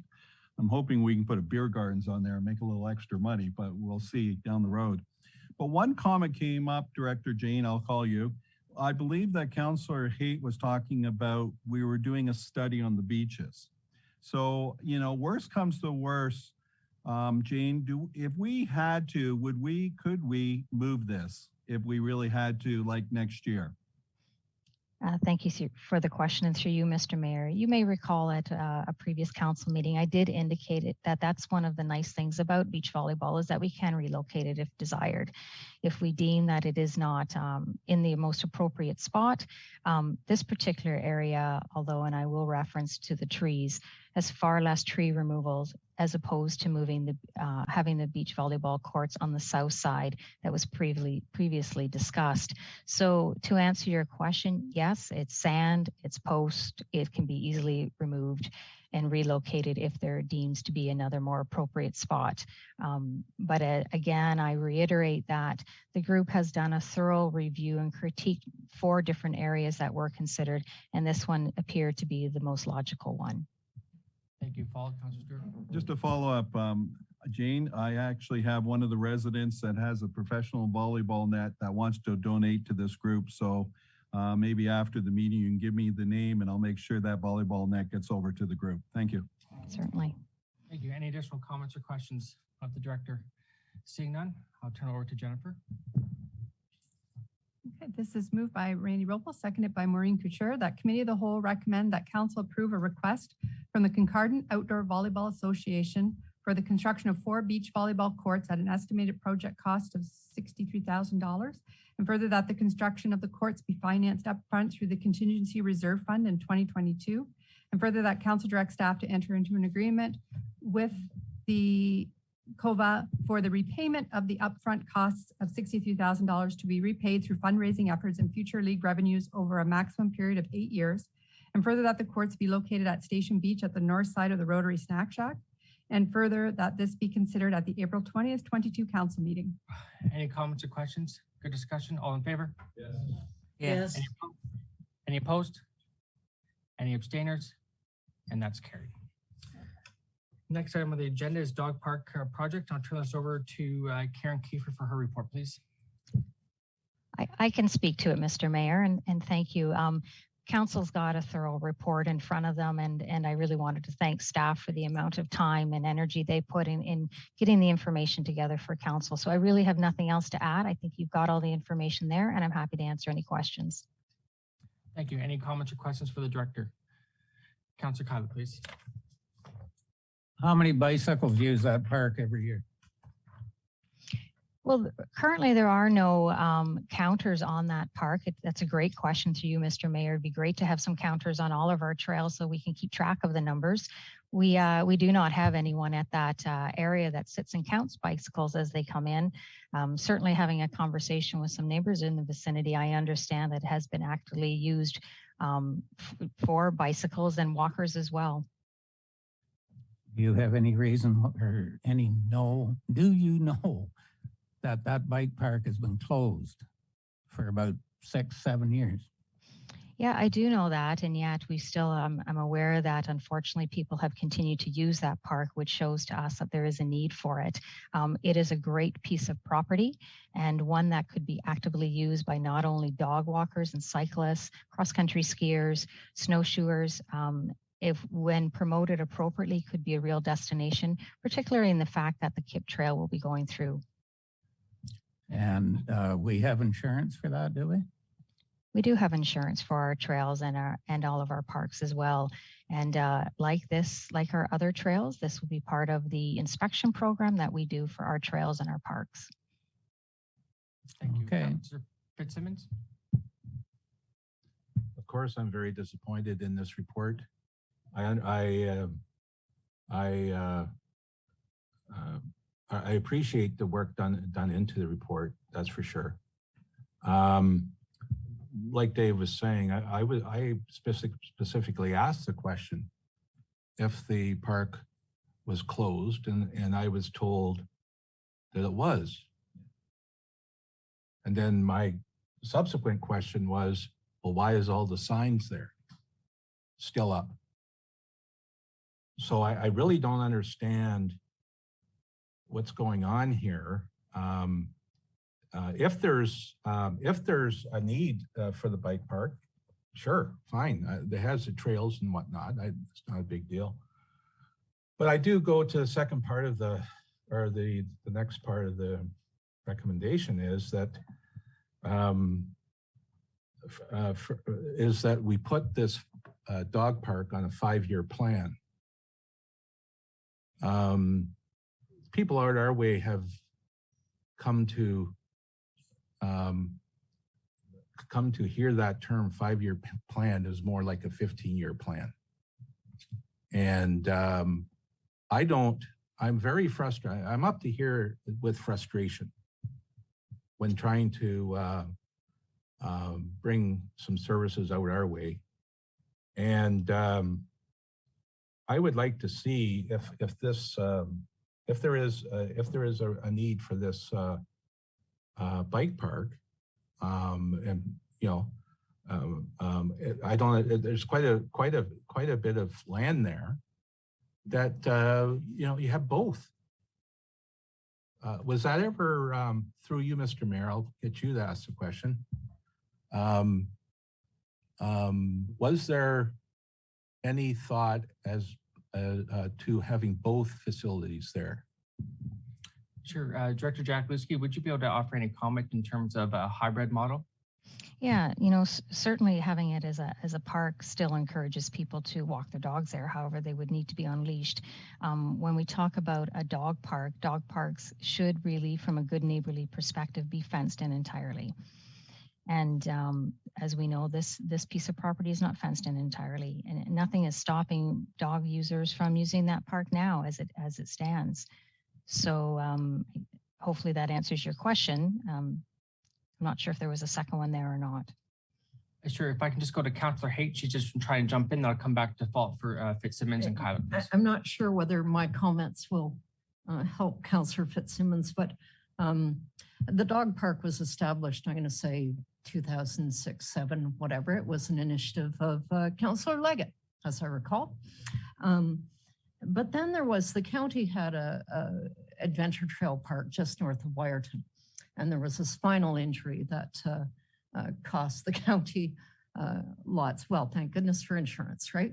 But it sort of sent a chill to municipalities throughout the province on whether or not we should allow these bike parks that had elements, I think they were called, of ramps and rails and the stuff to go on. And that's when the bike park closed, quite frankly. You're right, the sign should come down, except the post would be there for direction to that site. And I think Director Jagelowski is correct that people are using it in whatever way, because it's a nice natural site.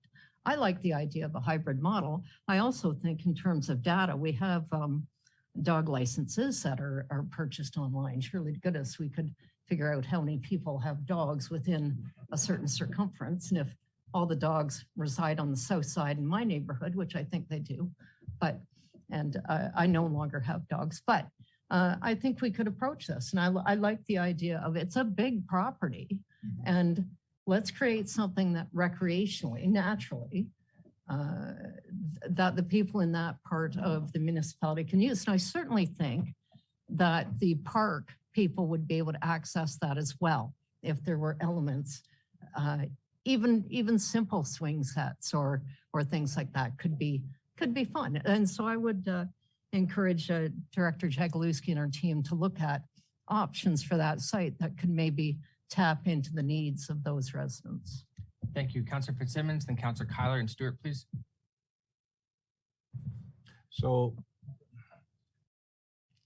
one of my frustration levels is that the proposal was supposed to come now. The notice of motion was last July. I was asked in September if I would hold off until budget. It never showed up at budget. It was never discussed at budget until I brought it forward. We extended the time, which was fine with me. And then I was asked, subsequent to that, to extend the time another few weeks, a couple weeks, to this meeting. And I don't have anything. There's nothing. Like, I think we can take that property, and if there's bike and trails and through you, Mr. Mayor, the director has told me that she has walked the trails, and that's the first time I've heard of something like that, and I appreciate the interest. But I think we need to think more than just the trails for bicycles or walking dogs. This issue was brought to me, and I don't see, with all the acreage there, that we can't hive off a certain area and put a dog park in. And I just don't understand why it was stopped at a certain point. Thereby my frustration. And I guess I'm not allowed to be frustrated, but I am. I can offer, and this is probably no solace to your frustration. Certainly, there's no excuses, but this is the appropriate forum to bring these forward. And council, as a corporate body, as we are sitting right now, we can deviate and provide direction to staff to move things up in the queue to try to advance some solution or mitigation, because you're right, this has been about a year, and there is a hybrid use. I think it is up to this council tonight if we are in a position to provide some direction to come back with an updated approach on a shorter time frame. But those are just my thoughts. Sorry, Councillor Fitzsimmons, follow up. Yes, and that's a very good idea. For the future, when I make a notice of motion, I don't mind being involved in it or to, you know, in the staff report, any information to help formulate. I know we're really not supposed to formulate policy, but I guess I am different than everyone else. But I like formulating policy. So in the future, feel free to anyone to contact me for my views. It was our idea. So, you know, now we have to wait a little bit longer for something. And I'm willing to do that. And that's good. So I'll sign off now and wait for the next issue. All good things are worth waiting for, right? Councillor Kyler and Stewart, please. If Jane has walked through there, then can she tell me how clear the trails are? The trails are probably, I would say, as clear as the trails within Kincardine are. They are obviously used. I was able to maneuver easily throughout the trails.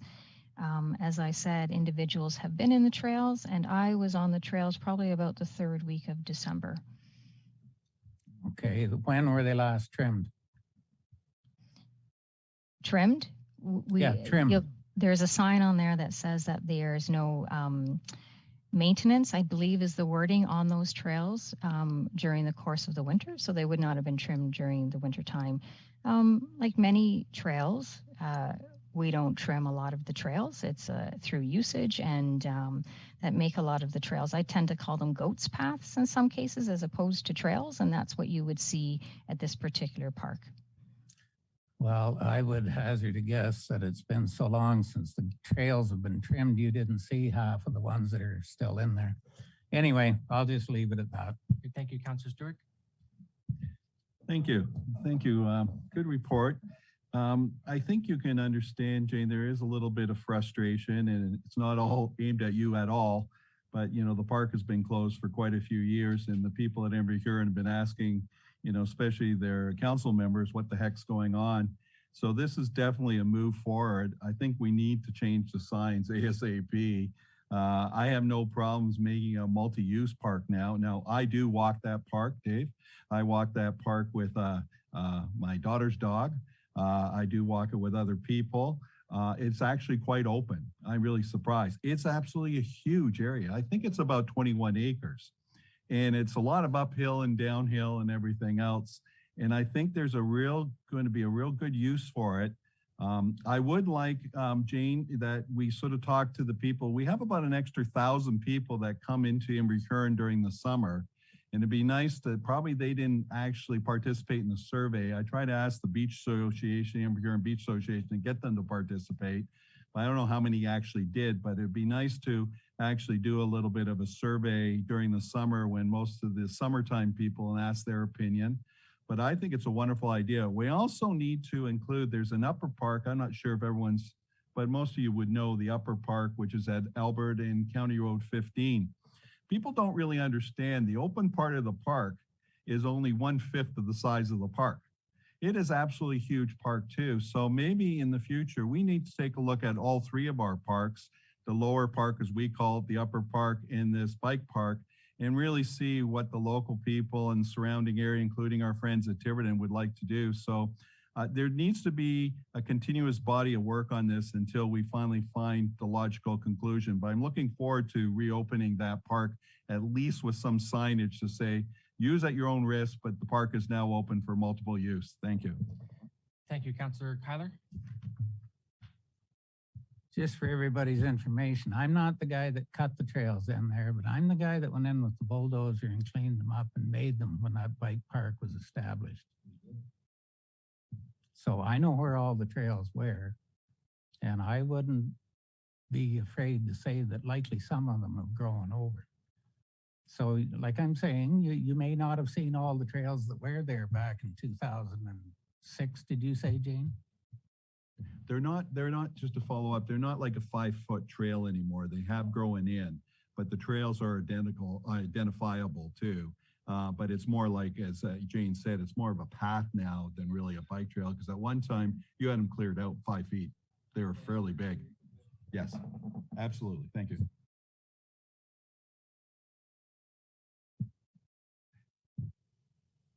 Floor is yours, Councilor Couture. Thank you. I was wondering if it might be appropriate to replace the final paragraph of the recommendation to say, and further that staff consider a hybrid use of the Inverhuron, what is it called, bike park, to include a fenced area for off-leash dogs. Councilor Haight. See, now people are not gonna like what I'm about to say, but I mean, sometimes you hear things and it's like, oh, that's a good idea. We should do that. We pursue it based on it touched a nerve. And I always use the example in Lucknow. Stu Ravey, the late Stu Ravey, told me this story of squash courts. They were building their arena. It's like there were a group of squash players and they came and it was like, we should have squash courts. Well, if you've ever played squash, it's hard on your knees. And those people grew out of playing squash and they had squash courts in the arena in Lucknow and nobody to play squash. So it was a good idea at the time, but it didn't have the data for it.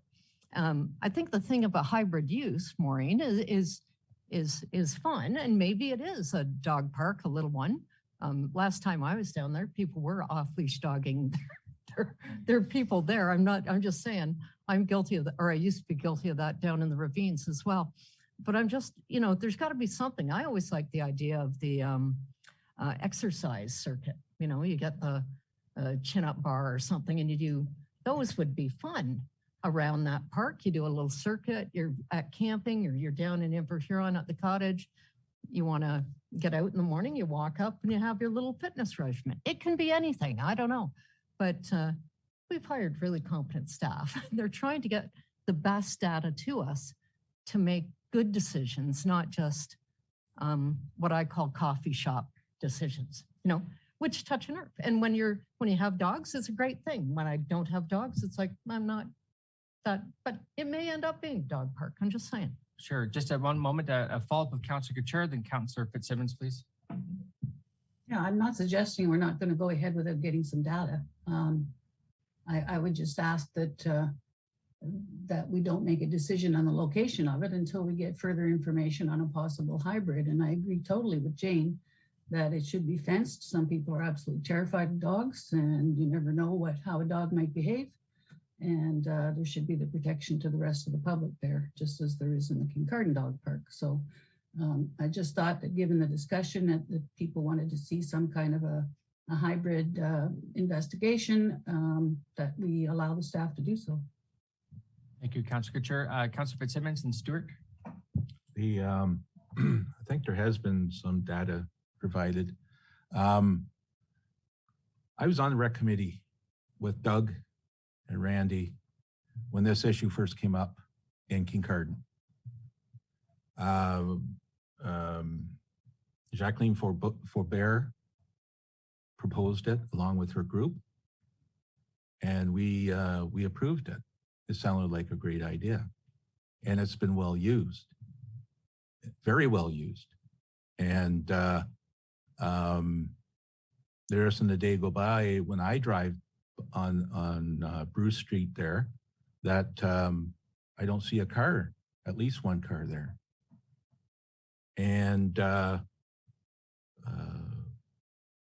that was all without the availability of data.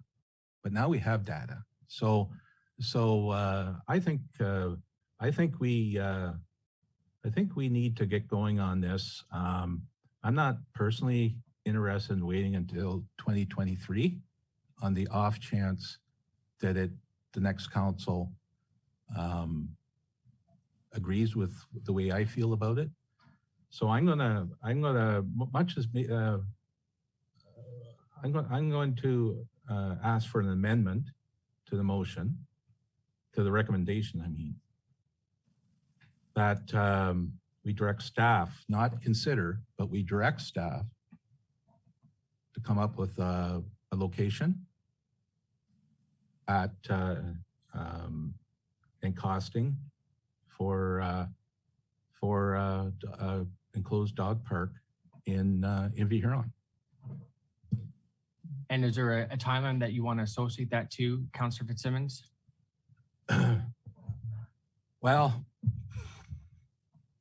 I don't know how much longer I'm willing to wait. I don't know what's reasonable. So maybe if I could just maybe ask the director, would it be possible to capture considerations that you've heard from Councillor Fitzsimmons to be included on the April 20th agenda?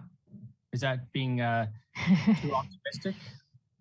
That's being quite optimistic. Unless you wanted just a ballpark figure, I could get you a ballpark figure, realizing that it could be off considerably by thousands. Keeping in mind there is no water at that particular location for usage in the park, and dog parks, one of the requirements that they request is water. So that's just one of a number of things that I would need to investigate.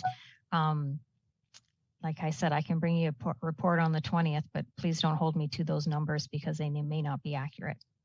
Yeah, no worries. I was just trying to understand maybe a realistic timeline. Councillor Stewart and then Deputy Mayor. Thank you very much, Mayor. I know that we're hiring a new parks manager, or I believe we have hired a new parks manager. Mike, is that true? Jane? We've hired a park supervisor. His first day was today.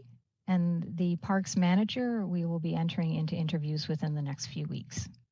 Good. Now, my fellow councillor Doran actually mentioned have maybe take a look at an off-leash dog park, but maybe it shouldn't be located in the bike park. Maybe it should be located in the upper park, which we have water. So, you know, maybe with Doran's permission, we talked about it, you and I talked about it, about having a little tour with Mike and yourself, and Doran and I would like to, maybe we in the next couple of weeks have a tour and then report back to council what our findings are, because I would like to include all three parks. If we're going to make a decision on one park, let's make a decision on all three. And if we're going to have a multi-use park, well, we can have something in this park, something in this park, and 4 or 5 things in the other park. So maybe we can delay this for 2 weeks. Would that be satisfactory to you, Doran?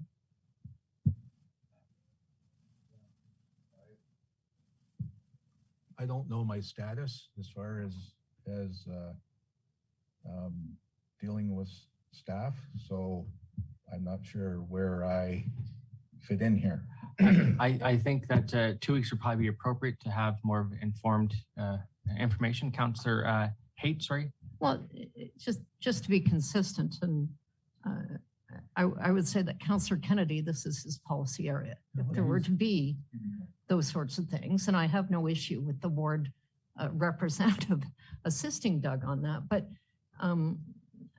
I do sort of have some concerns with how much we are, as Doran says, formulating policy. I actually think formulating policy is our job, and ensuring that the policy is implemented. It's the details within that where it becomes an issue. But gone are the days of telling Public Works, I heard about a pothole, go fill it over on Maple Street. Those days are done.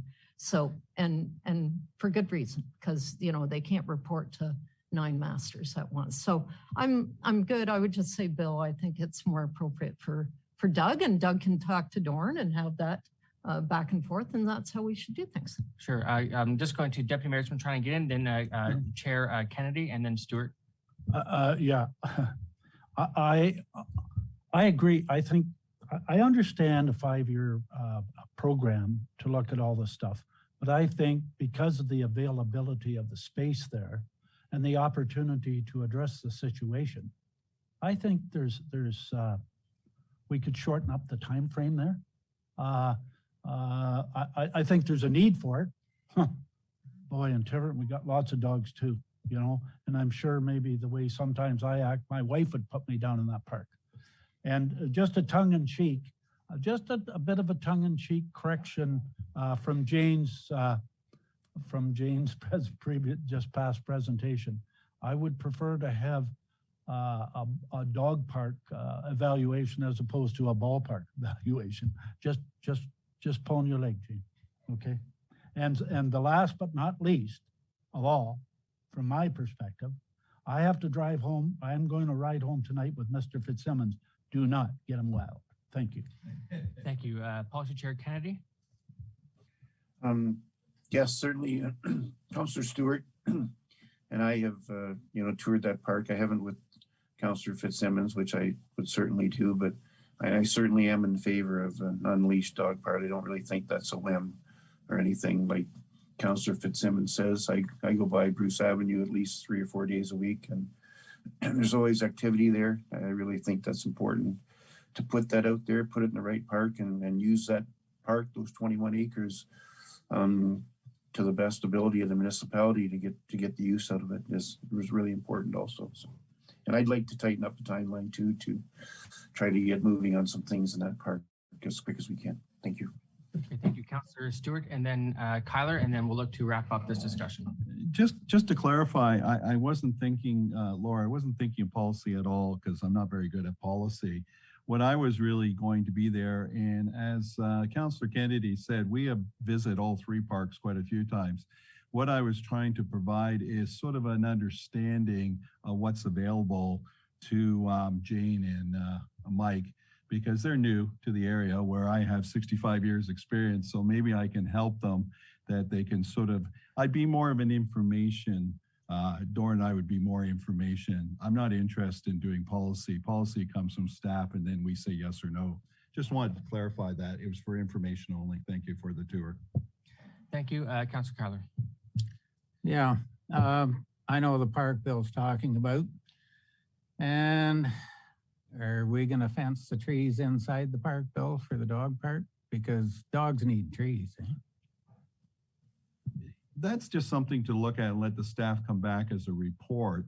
But at least I can show them and walk all over the place so they can make own decision, because a lot of people don't understand that upper park and even the lower part, how real big they are, because most of it's tree covered. Thank you. Yeah, I know how big it is. I've been there. I've dug holes in it. If you go to the dog park, as soon as you go through the gate and about 100 feet inside the gate, you go off to your left, there's an area down there that's very open. It's the bottom of an old gravel pit. There's trees in the middle of it. There's places for dogs to run around. We fenced off an area down in there. It wouldn't affect anybody walking the trails or riding their bikes on the trails. It may take out a few of the jumps that were put in there when we made the bike park. But I still think the bike park is the place to have the dog park too. Just my opinion. Thank you. So I think we've had some good discussion. Before I ask Jennifer just to reread the various drafted motions, I want to just pause and look to Director Jagalewski, and not intending to put her on the spot on any level, but recognizing that there was going to be an update come back on April 20th. I don't want to set you up for a failure, but only for success. So in terms of your workload and on your timing, do you think that it'd be realistic to look for June to come back to council with maybe a wholesome sort of recommendation so we could try to get some of these things off the radar, but guided by you on approach and timing? Yeah, I guess it depends on how in-depth council wishes this report. I can give you what a square footage is for fencing costs and other amenities that are required within the park. Keep in mind that in June, I will only have had a manager for 1 month. So if you're looking for a detailed report, I can tell you confidently that you will not get a detailed report in June, but I will do my best to give you some costing for your consideration. Okay, so looking to Jennifer to maybe just review the motion before we call the vote, please. So I actually broke the recommendation down into 3 parts. So The first part would be moved by Andrea Clark, seconded by Bill Stewart, that committee of the whole recommend that council support the Inverhuron Bike Park continue to operate as a destination for active transportation. And further, that this be considered at the April 20th council meeting. And all in favor? Yes. Yes. Any opposed? Just one question. If we've closed it as a bike park, how can it be a destination for active transportation? I know people still go in there and use it, but it was closed. That would be something I'm not prepared to comment on at this point. I think we have to look forward, and if it is supposed to be closed, then we will encourage staff to ensure that the signage is removed. If it is the intended purpose that it remain in its current state, then we have to ensure that we have liability to cover that. Councillor Stewart?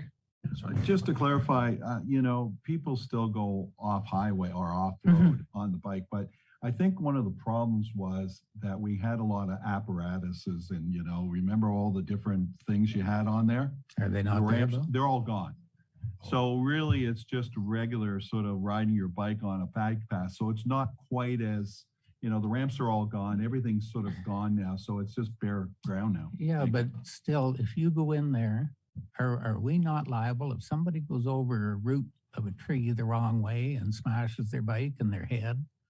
Are we still not liable? Yep. We're liable for all that. That's right. We're liable if people trip on the sand beach. I mean, we're liable for everything.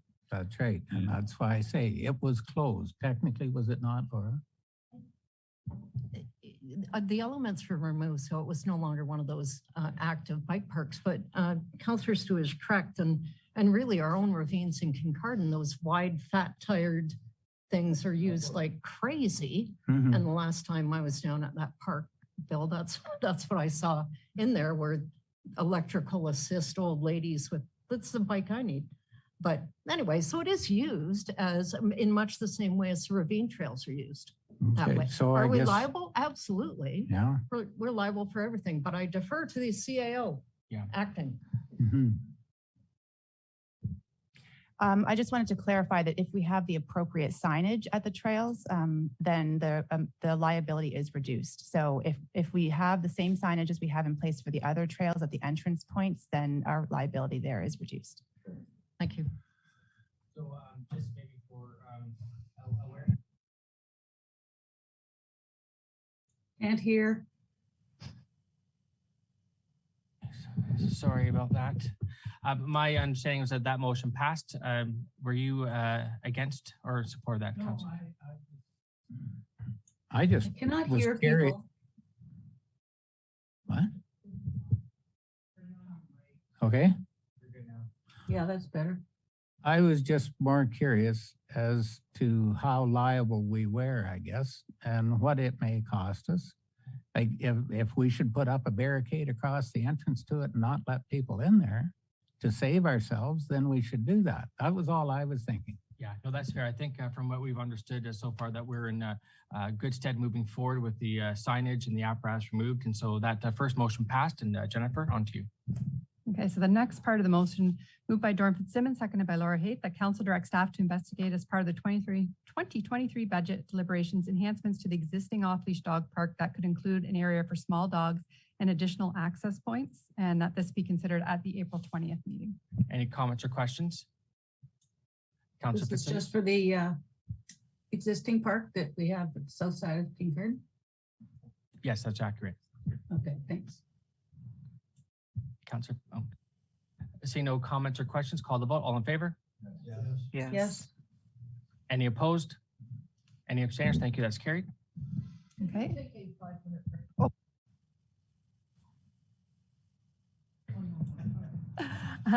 So this one's going to be moved by Bill Stewart, seconded by Dorn Fitzsimmons, that staff, that council or direct staff to provide a location and costing for a enclosed dog park in the Inverhuron Bike Park. Comments or questions?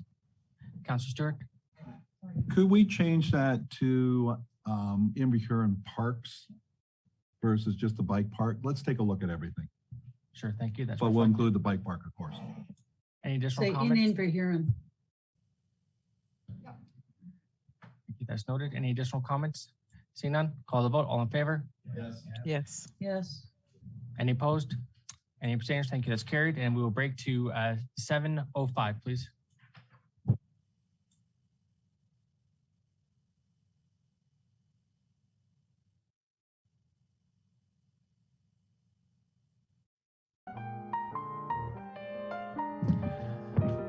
All right, looking to recall council, please.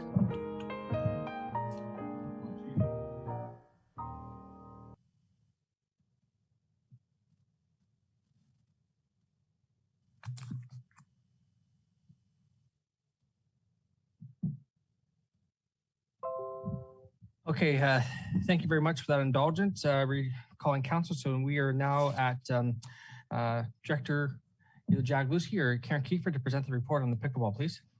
Yeah, thank you. And through you, your worship. Again, I don't have anything much more to add to this. It's a very conclusive report that we've provided you. A lot of information went into this, and during, may I add, a very busy 4 months with us as we've opened facilities twice and still attempted to get this information in front of you today. I want to thank staff for all their hard work in getting this information together. I also want to thank the public, those that were participated in the community engagement, because really without that feedback, we wouldn't be able to give you the conclusive results that we've got for you this evening. So thank you, and I'm open to any questions. Thank you, Director. Comments or questions of council? Councilor Fitzsimmons, please. Frustration number 2. I had asked, as far as this motion, notice of motion is concerned, that outside of the municipality be also included. And you know, it's very hard on me to see. You know, I'm trying to follow the process that we do notice of motions. Council agrees or disagrees, and then staff is supposed to go away and accomplish the task. I appreciate very much the survey results. You did a great job in the research, but half of the direction hasn't been done. And Tiverton or MV Huron or wherever would like to participate in the municipality from time to time. And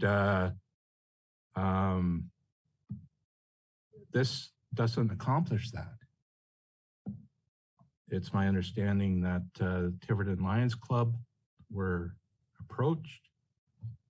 I think one member of the Lions Club again was approached, and there was something that staff tried to negotiate with them. It's still up in the air a little bit. That's fine. But I would like to see, you know, some sort of a pickleball facility, one court. I'll pay for the paint. I'll pay for the paint. Whether it's up at the service or sports center in the driveway or in the parking lot, or it's at the old arena. I call it the annex, inside or out.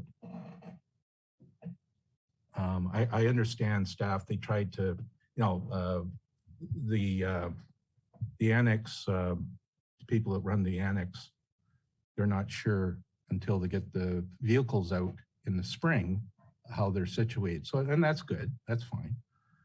But this, there's no definitiveness in the last paragraph of the motion or of the recommendation. I've been told that perhaps asphalt isn't the best to have pickleball courts on. Well, the majority of the ones in here in Kinloss are on asphalt. So I don't think it's too much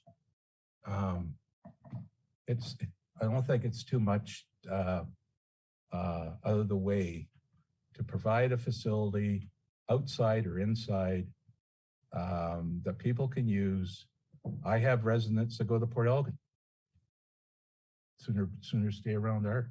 And I'm a little disappointed in some of the data that, not the results, like the way it was done or anything, but the results of some of that people aren't willing to drive out to Tiverton. A little disappointed in that. So I would like to amend the recommendation that staff work with the Tiverton. I understand why staff has a problem, whether they should talk to the Lions Club or the people that run the annex, who they should be talking to, but that they work with them to find an appropriate place to have a pickleball facility, or at the Tiverton Sports Center in the parking lot. So that would be my amendment to that. And hopefully we can move on and have us participate a little bit. So thank you. Thank you. I just recognize Policy Chair Kennedy. This is his area. So sorry, Doug. I should have went to you first. No, that's all right. Everybody knows I'm certainly in favor of outdoor pickleball courts getting built, and we need to team up with the Lions Club and different groups like that to make these feasible. So I'd certainly be in support of our staff working with the Lions Club to come up with a plan for some pickleball courts. I think we have a good plan in place. Since the Kincardine Lions said they wanted to build the skate park, I think we have a place there that we can put some courts. This summer, we're going to be in better shape because of the Davidson Center being able to be used inside. I know players would rather play outside in the summer, but at least this will be the first summer in 3 that they can actually play inside. So anyway, that's it for now. Thank you. Thank you. Councillor Kennedy, Kyler. Yeah, as far as the surface to play on, the tennis courts are on asphalt. It does have a coating on it though. And the cement floors in the arenas, you can slide on them better than you can on asphalt, but won't chew your knees up near as bad if you fall. But any place you fall is going to be hard. Thank you for those comments. Councillor Stewart. Thank you very much, Mayor. I'm hoping that the annex in Tiverton is going to be a win-win for everybody. It is used. It's used for during the summer, but for weddings and things like that. But it would be wonderful. I mean, I think you could put about 4 or 5 courts in there. And I'm hoping that, I know that Jane and everyone's waiting for the vehicles to be removed to test it. The lighting might be a little bit of a challenge and everything else, but it's in great shape. So I'm hoping that we do and are successful to use the annex as an indoor-outdoor. I mean, you open the big doors, I guarantee it, you'll feel like you're outdoors. I mean, and I'm hoping that we can also work with the Lions Club in Kincardine on their skate park and convert that too, because this game, unfortunately, I don't play it. Maybe I should start, but it's becoming very popular. But I also would like to thank the tennis folks because they are, once again, have a 1-year agreement with the pickleball, and they're using, I think, one of the courts in the mornings and things of that nature. So, everyone's trying to accommodate, but I guess pickleball sort of got away on us and we just didn't see how fast it was growing. So we need to catch up ASAP. Thank you. Thank you. Any additional comments? I have a few myself, and with respect just to the director. So I understand that we are looking to try to advance a strategy with the Lions and the annex at a time to be determined for the indoor and possibly outdoor. Do you feel, with all due respect and consideration to an outdoor court at the Tiverton Sports Complex, for example, No, certainly I'm not a pickleball enthusiast. I'm learning as I go here as well. But what I understand from Muskoka is in some areas in between, there's a bit of a hybrid model where some courts are fenced in and some are not. Do you feel that there might be some capacity for lack of better words, a win into the Tiverton community with pickleball, that we could advance an outdoor court on the existing asphalt or surface on some level out to where the community center is for the summer to maybe be in advance of our parallel discussions to understand the future use of the annex, but certainly guided by you in terms of your thoughts. Yeah, so there's a couple of, thank you for your question, and through you, there's a couple of additions or comments I will reflect on. Certainly lines can be drawn on the parking lot at Tiverton Sports Center, if that's what you're referring to. What we're seeing is that we do have a number of players that come from the Kinloss area, Ripley area. People will play on asphalt, but they will not play on it for very long because it's simply not the best surface to play on. It also means that from a duty of care that we're going to have to ensure as staff that we sweep that prior to games as well. I can't guarantee that the lines will be down, will remain down, but it's certainly something we can attempt to do. I also want to reflect on the fact that, you know, pickleball in the municipality of Kincardine has largely been reflected with a group that have spearheaded that. And we would be happy to be working with, if there is a strong group from what I'm hearing from counselors in the Tiverton area that do want to play, we'd be happy to work with them as well. Because it's always good to have a stewardship program that they're there before play starts. Maybe there's a broom there that they can help us by, so staff don't always need to be there to shovel it or to sweep it off. There are great partnerships out in this community that we can use, we can mimic in order to provide pickleball. So I'm hoping I've answered all of your questions, Mr. Mayor, in regard to pickleball in the parking lot at the Tiverton Sports Center. Sure. Follow up Deputy Mayor Ropel and then Councillor Fitzsimmons. With respect to, I live in the village. Everybody knows that. I don't play pickleball. I'm lazy, to be quite honest. I eat pickles. I don't play pickleball. But the bottom line here is they used to play pickleball in Tiverton outside the old annex.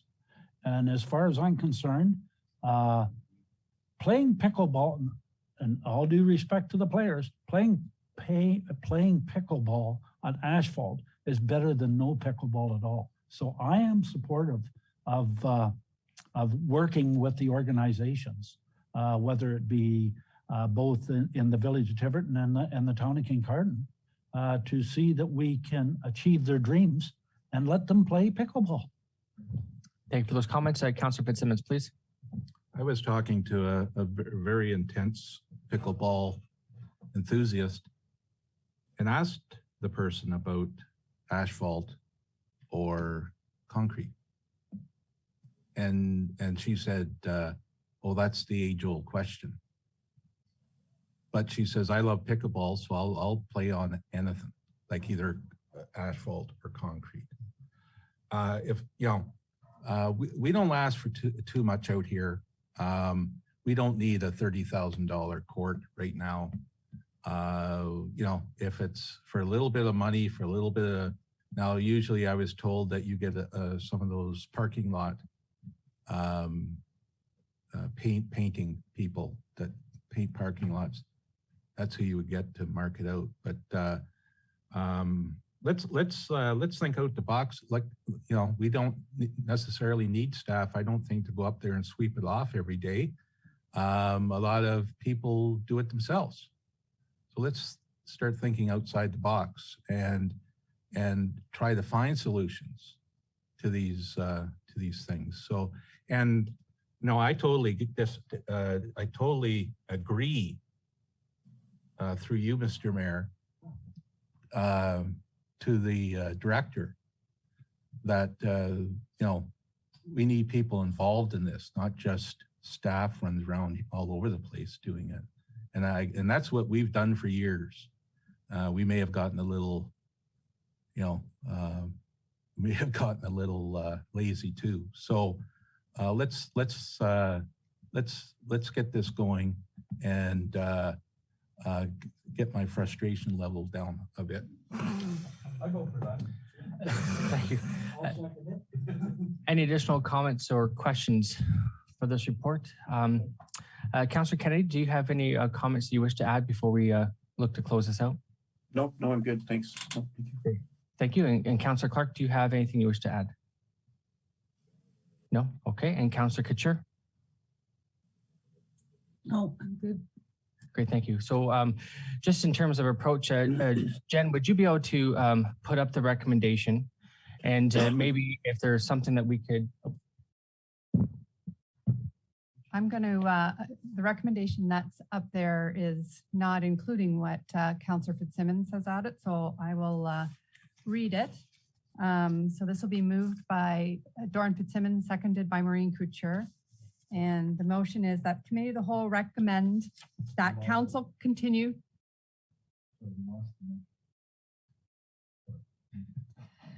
That Committee of the Whole recommend that Council continue to support and enhance pickleball program operated in Ward 1 by continuing to offer pickleball on the tennis courts for the summer of 2022. And further, that the existing skate park located at the Davidson Center be considered for future home of outdoor pickleball and potential multi-sports pad. And further, that staff work with the Tiverton Lions Club to find an appropriate place to have a pickleball facility at the Annex or at the Tiverton Sports Center. And that this be considered at the April 20th, 2022 council meeting. And then would it be, so is that comfortable or should we? Oh, that's good. That's good. She just added that extra paragraph, which is great. Okay, and Councillor Fitzsimmons? The only thing is that if they can't agree at the annex, then the parking lot at the sports center it wouldn't include the Lions Club unless they want it to be. So, thank you. So are we comfortable on that approach? Okay. Any additional comments or questions related to this issue? Seeing none. Okay, I'll turn this over to Jennifer. Oh, just call the vote. We got 1 more second. Okay, let's call the vote. All in favor? Yes. Yes. Any opposed? Any abstainers? Thank you. That's carried. All right, County Council update. I do not have one. County Council meets. Oh, you're right. Sorry, don't have the updated agenda. So we have D and E. That's right. So Councillor Stewart, this would be the floor is yours in terms of the letter to the minister.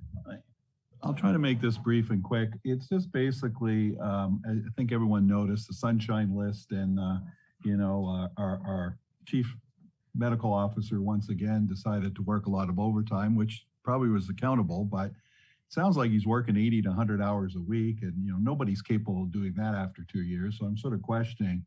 But I think, because his salary was about $325, and he's billing us for, I think this year or last year, 514, the year before, 631. And I really do like Councillor Hayes' suggestion that maybe we should just move this up to the county level, but I didn't want us to ignore it completely. I like to at least put it on our record to say that we might need a letter to the Ministry of Health, Christine Elliott, to really look into this because, we could be going in the third year. And, we're a very small region, actually, where there's only 90,000 of us. And it seems like there might be some, I'm not too happy with what was going on, especially with the Grey Bruce Health Department or board. So I'd like to at least bring this forward to the council. Thank you. Thank you, Councillor Haight. Just, I do think that's the appropriate way to go, is to refer to you, Mr. Mayor, and sort of inquire of it. That being said, I think we're at more than 90,000. This also includes Grey and Owen Sound as well. So I think we're above the 90. I think Bruce is pretty close to 70 now, but anyway. But that being said, I'm curious too how it relates to the other medical officers of health throughout in the rural regions, if you will, Huron and Huron-Perth, that sort of thing.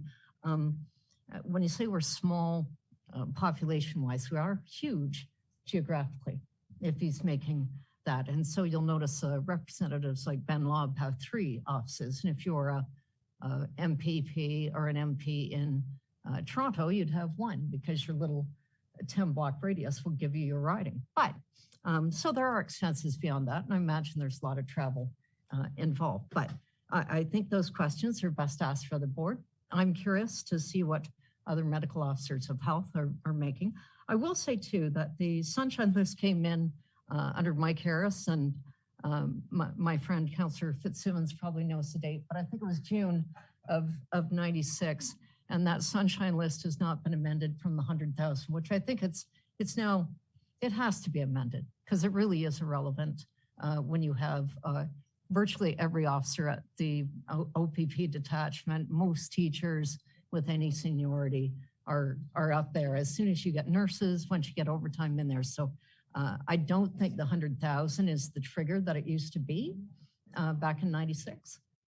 I'm just making that as a comment, and I wish that would be amended so you didn't have to read tens of thousands of lists. That's all I have. Sure, thank you. Any additional comments?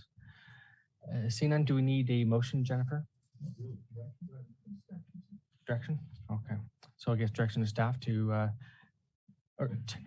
direction to the mayor to take it to the county. I commit to doing that and now circle back with this body.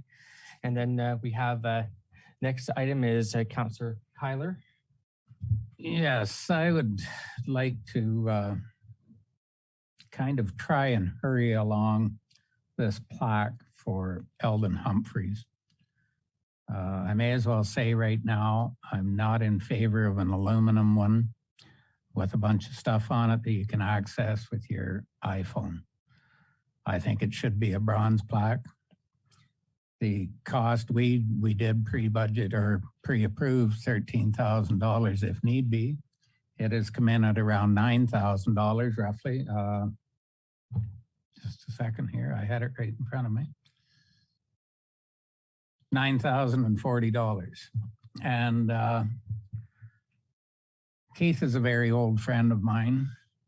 I've known him since I was at least 10 years old, I guess. And I knew Eldon Humphreys, not as well as I know Keith, but Eldon was a good man. He deserves this plaque.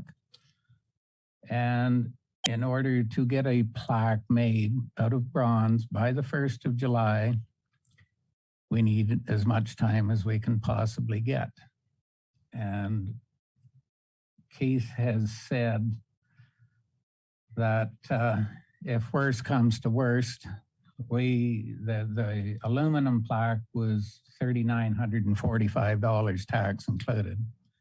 If worst comes to worst, if we won't pay the $9,000, he will fundraise the difference between the $3,495 and the $9,040.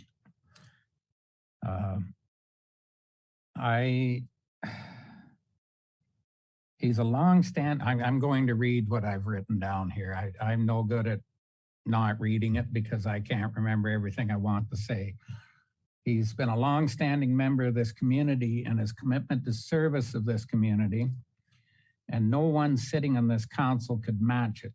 I must say, after reviewing some literature that I wrote or that I saw from Keith, I question many things. I agree with Keith's request, and I will be doing everything I can to assist him to achieve it. I will not delve further into things that are making me bring this forward tonight, but we each have our own, no, I can't say that either. Our history in this community is that we have shelved with ensuring it remains for our grandchildren, great-grandchildren, and those who come to call this community home, understand who we are and where they come from. And speaking of community, my final point today is that we are a community. My community includes all of Kincardine, to Inverhuron, to Tiverton, to Lovett, to North Bruce, and to Glamis. We need to start acting like it. I believe that we should cover the $9,000, and I will leave that with everyone to discuss. Thank you, Councillor Kyler. Comments or questions? Councillor Haight, please. We gave pre-budget approval for this, and I actually have no problem extending the money. I would say I think there's some misunderstanding on what a cast aluminum plaque looks like, and I've said it to a few people in the last couple of days that most of our vehicles have aluminum blocks in them now.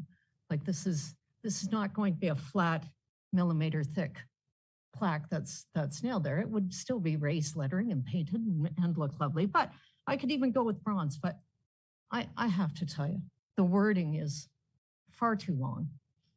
It speaks to Eldon, then it speaks to the lighthouse, then it speaks to the pipe band, then it circles back with some stuff. And over 500 words is too much for a plaque. And so while I support the project and I knew Eldon, and he deserves recognition. In fact, I would assume that people like Ralph McKay and others also deserve recognition. But Keith has come with Eldon, so I think that's fair. And we can do that. But man, oh man, 527 words. It's too much. You know, the Gettysburg Address was only 87 words.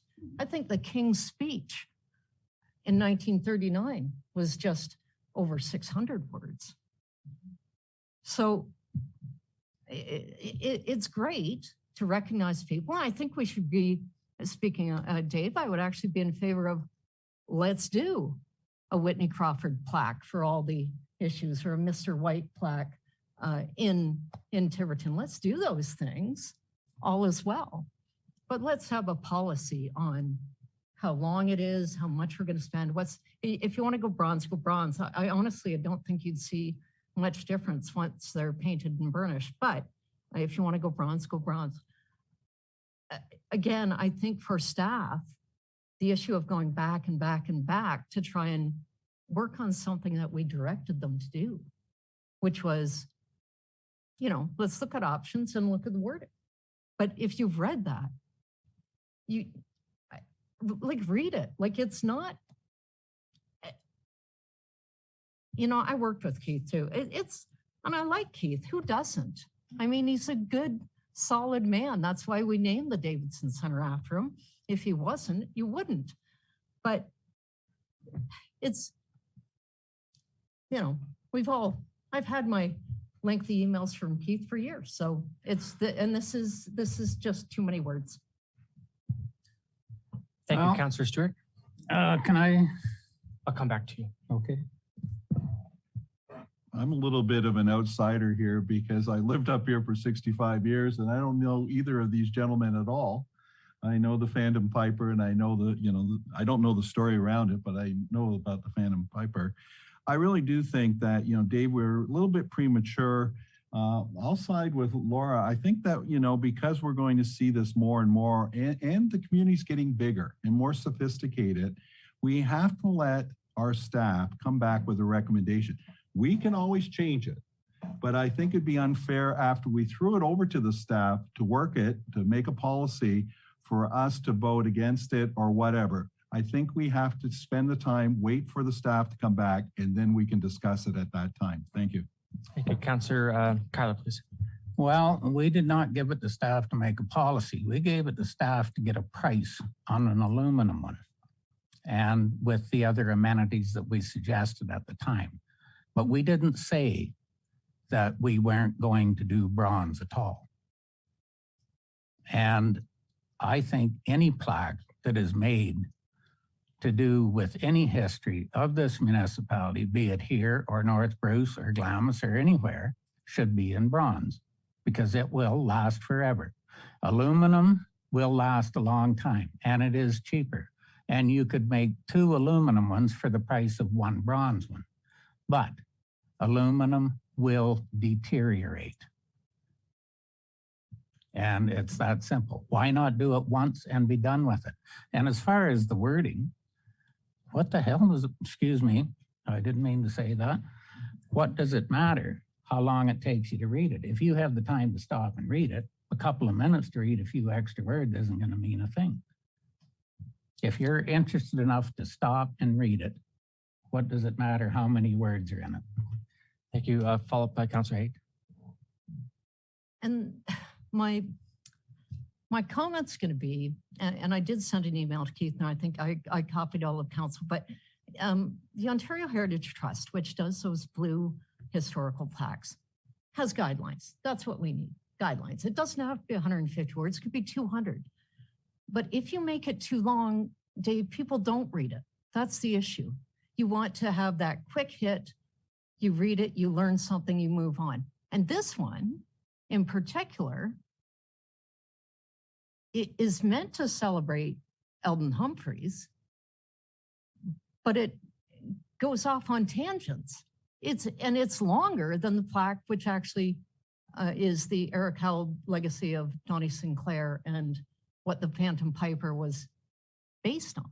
Like Keith's plaque is longer than that, has more words than the one about the Phantom Piper. So again, I mean, I get it. Keith loves the story and he's a great, compelling storyteller.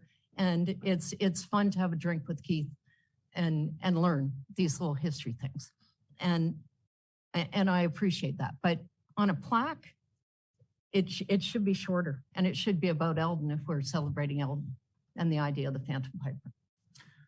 Well, I disagree with you. I think if you, like I said, if you're interested enough to stop and start to read something, I do start to read things. I start to read the odd book. I start to watch the odd movie on TV. And I do lose interest and I either change the channel or I put the book down and I may not pick it up again. I may pick it up in 2 or 3 months and maybe read it. But for the matter of 500 words, if you can't take well, depending on how well you read, maybe 10 or 15 minutes to read it, then so what? They aren't very interested in it. Thank you, Councillor Kyler. I just want to pause. I'm not sure if I saw Councillor Clark trying to get in, so just recognize the people that are joining us virtually. Councillor Clark, do you have anything to add?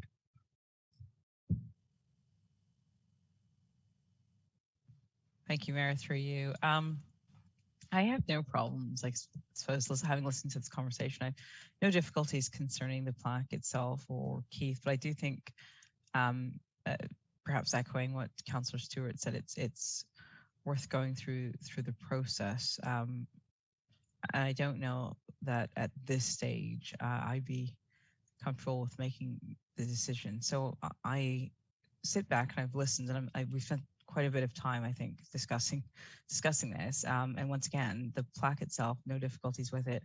I also, I think, echo with what Councillor Haight says. It does seem for a plaque itself to be a bit verbose. So that's just my point of view.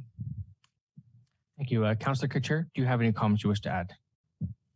No, I think if there's a staff report coming, that we should wait for it before we make any decisions. Thank you. And Councillor Kennedy? No, just that, you know, we all have those long emails from Keith, and he has so much respect around the community, and I'm fine with the length of information that he wants to put in the plaque. Thank you. Thank you. Councillor Fitzsimmons? Just quickly, as usual, I personally don't agree with a bronze plaque or aluminum plaque, but I don't have much of a dog in this game. So I just like to mention what an old newspaper editor told me when I was on my letter to the editor tangents. He would say, Dorn, he says, you can write paragraph after paragraph after paragraph, but no one's going to read it to the end. So you have to be short, you have to be concise. Get your message out as best you can in the least amount of words that you can use. And so I would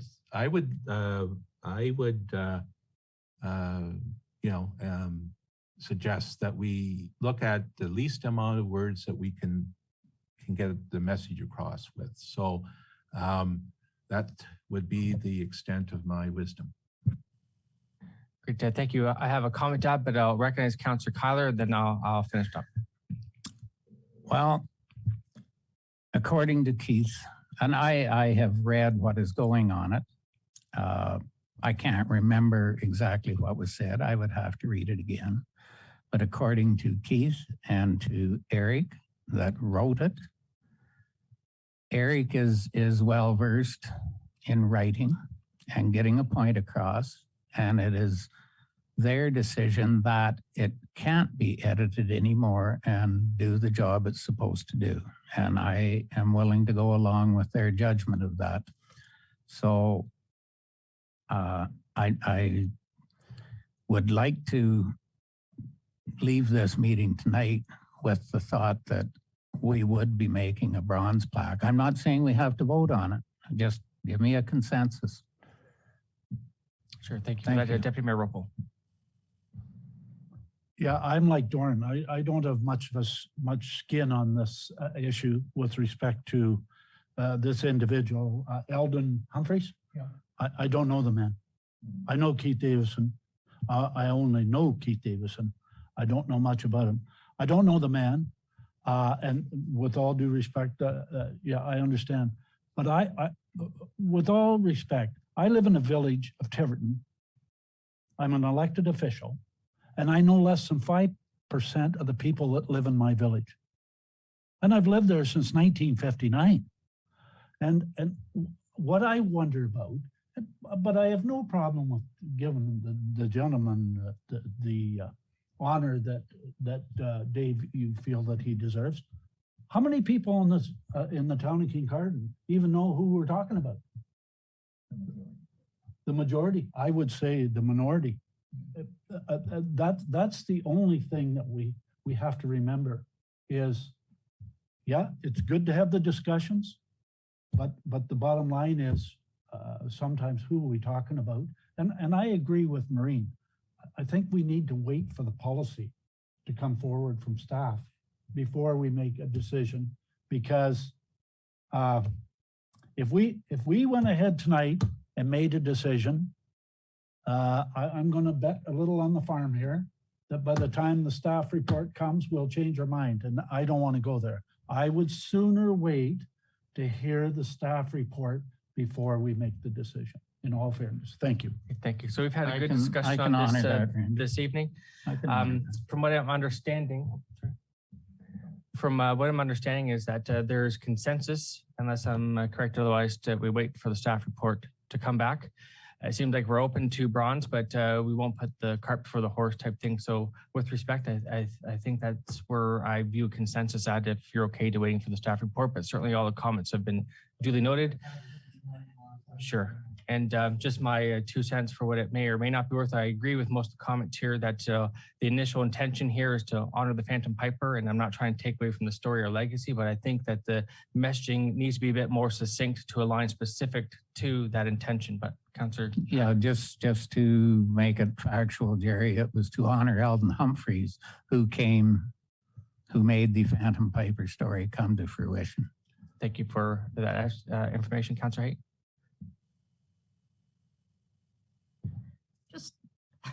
I'm cognizant that the public is out there and has no idea what we're talking about in terms of the wording. And do we want to read what was, and whether or not this honors Eldon Humphreys, or whether it is, I think as Councillor Clark, who I always think lawyers are the best wordsmiths, are verbose, I think she said it was, and like pithy is good. So I'm happy to read the proposed wording, and you'll see.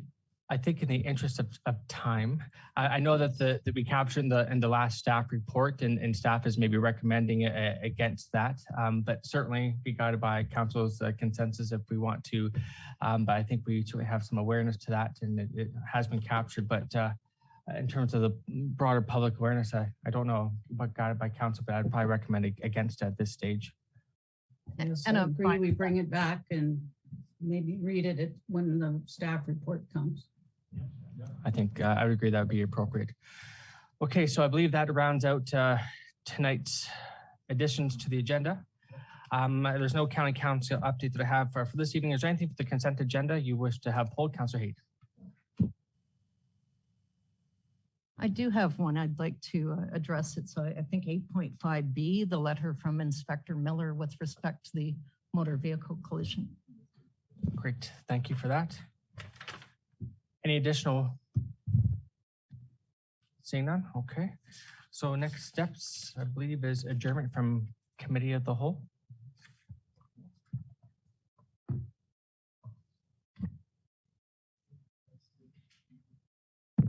Moved by Bill Stewart, seconded by Dorn Fitzsimmons, that this committee of the whole adjourn at 7:48 p.m. All in favor? Yes. Any opposed? Any abstainers? That's carried. Matters arising from Committee of the Whole.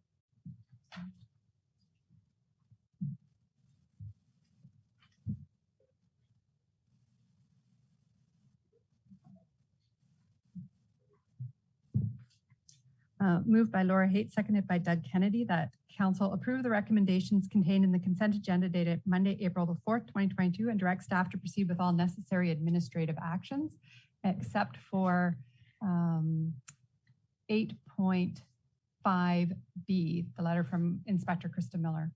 Thank you. All in favor? Yes. Yes. Any opposed? Any abstainers? That's carried. Moved by Randy Ropel, seconded by Dave Kyler, that council authorize the reserve and reserve fund transfers as summarized in the 2021 Summary of Reserve and Reserve Fund Transfer Schedule in Report Financial Services 2022-03. All in favor? Yes. Yes. Any opposed? Any abstainers? That's carried.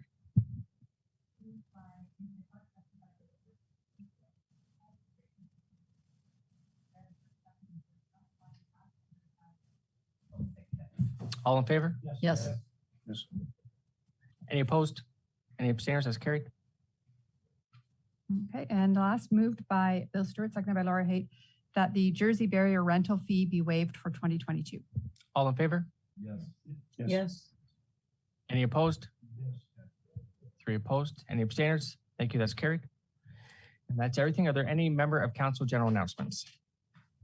Councilor Kennedy, please.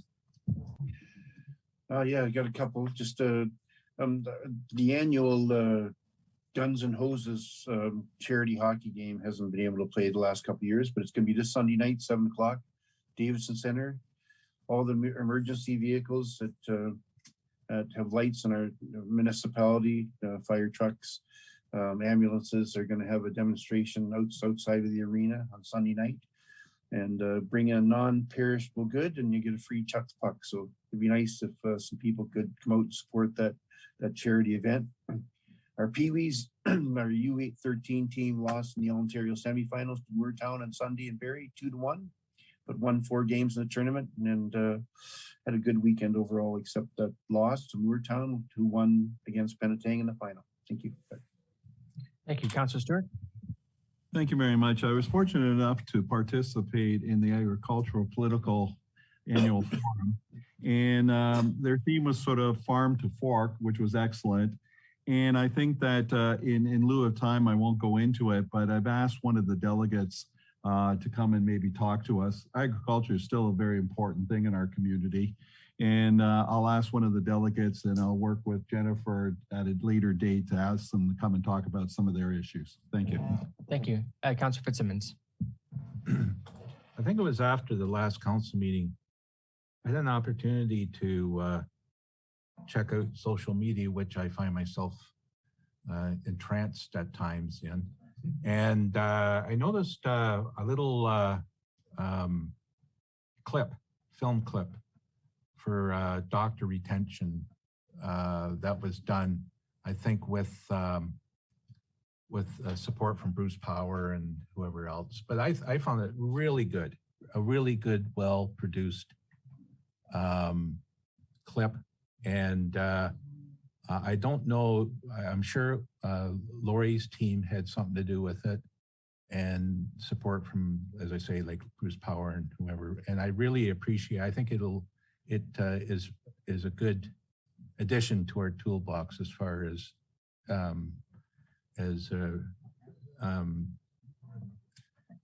getting doctors to come to our areas. So Doug, I think Doug is the chair of that, is he not? And Andrea and Randy. So I think a job well done. So thank you. Thank you, Councilor Haight. Actually, I'd like to ask Councilor Fitzsimmons, I think he'd sent us information from the Hospital Foundation on the nursing study. Was it? it was the next steps that the hospital are doing as far as. I just wanted to make the comment that the issue of nurses, nurse retention, which is a provincial-wide issue, is being addressed. Some would say probably not satisfactorily, but you know, there is a critical lack of nurses in this province, and the rare as hen's teeth. But I was pleased to see that steps were being taken to explore the issues by the South Bruce Grey Health Services Board. And so thank you, Dorn, for forwarding that on. Great, thank you. Councillor Stewart. Just one more thing, which I sort of forgot, but I just wanted to acknowledge that our friends at Bruce Power and their suppliers have made a large donation to the hospital fund, I believe, of $2 million. So Bruce Power kicked in 1.5, their suppliers kicked in another $500,000.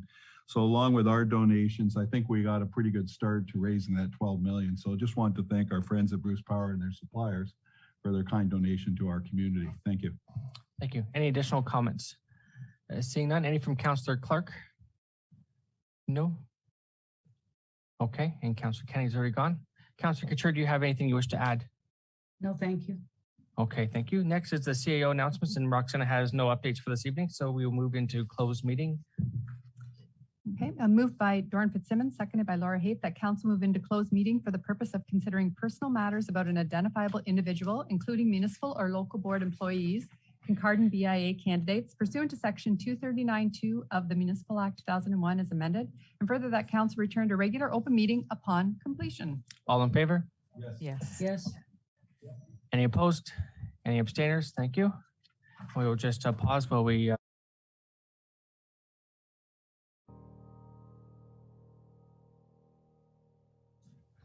Good afternoon. I'd like to call to order the regular meeting of the council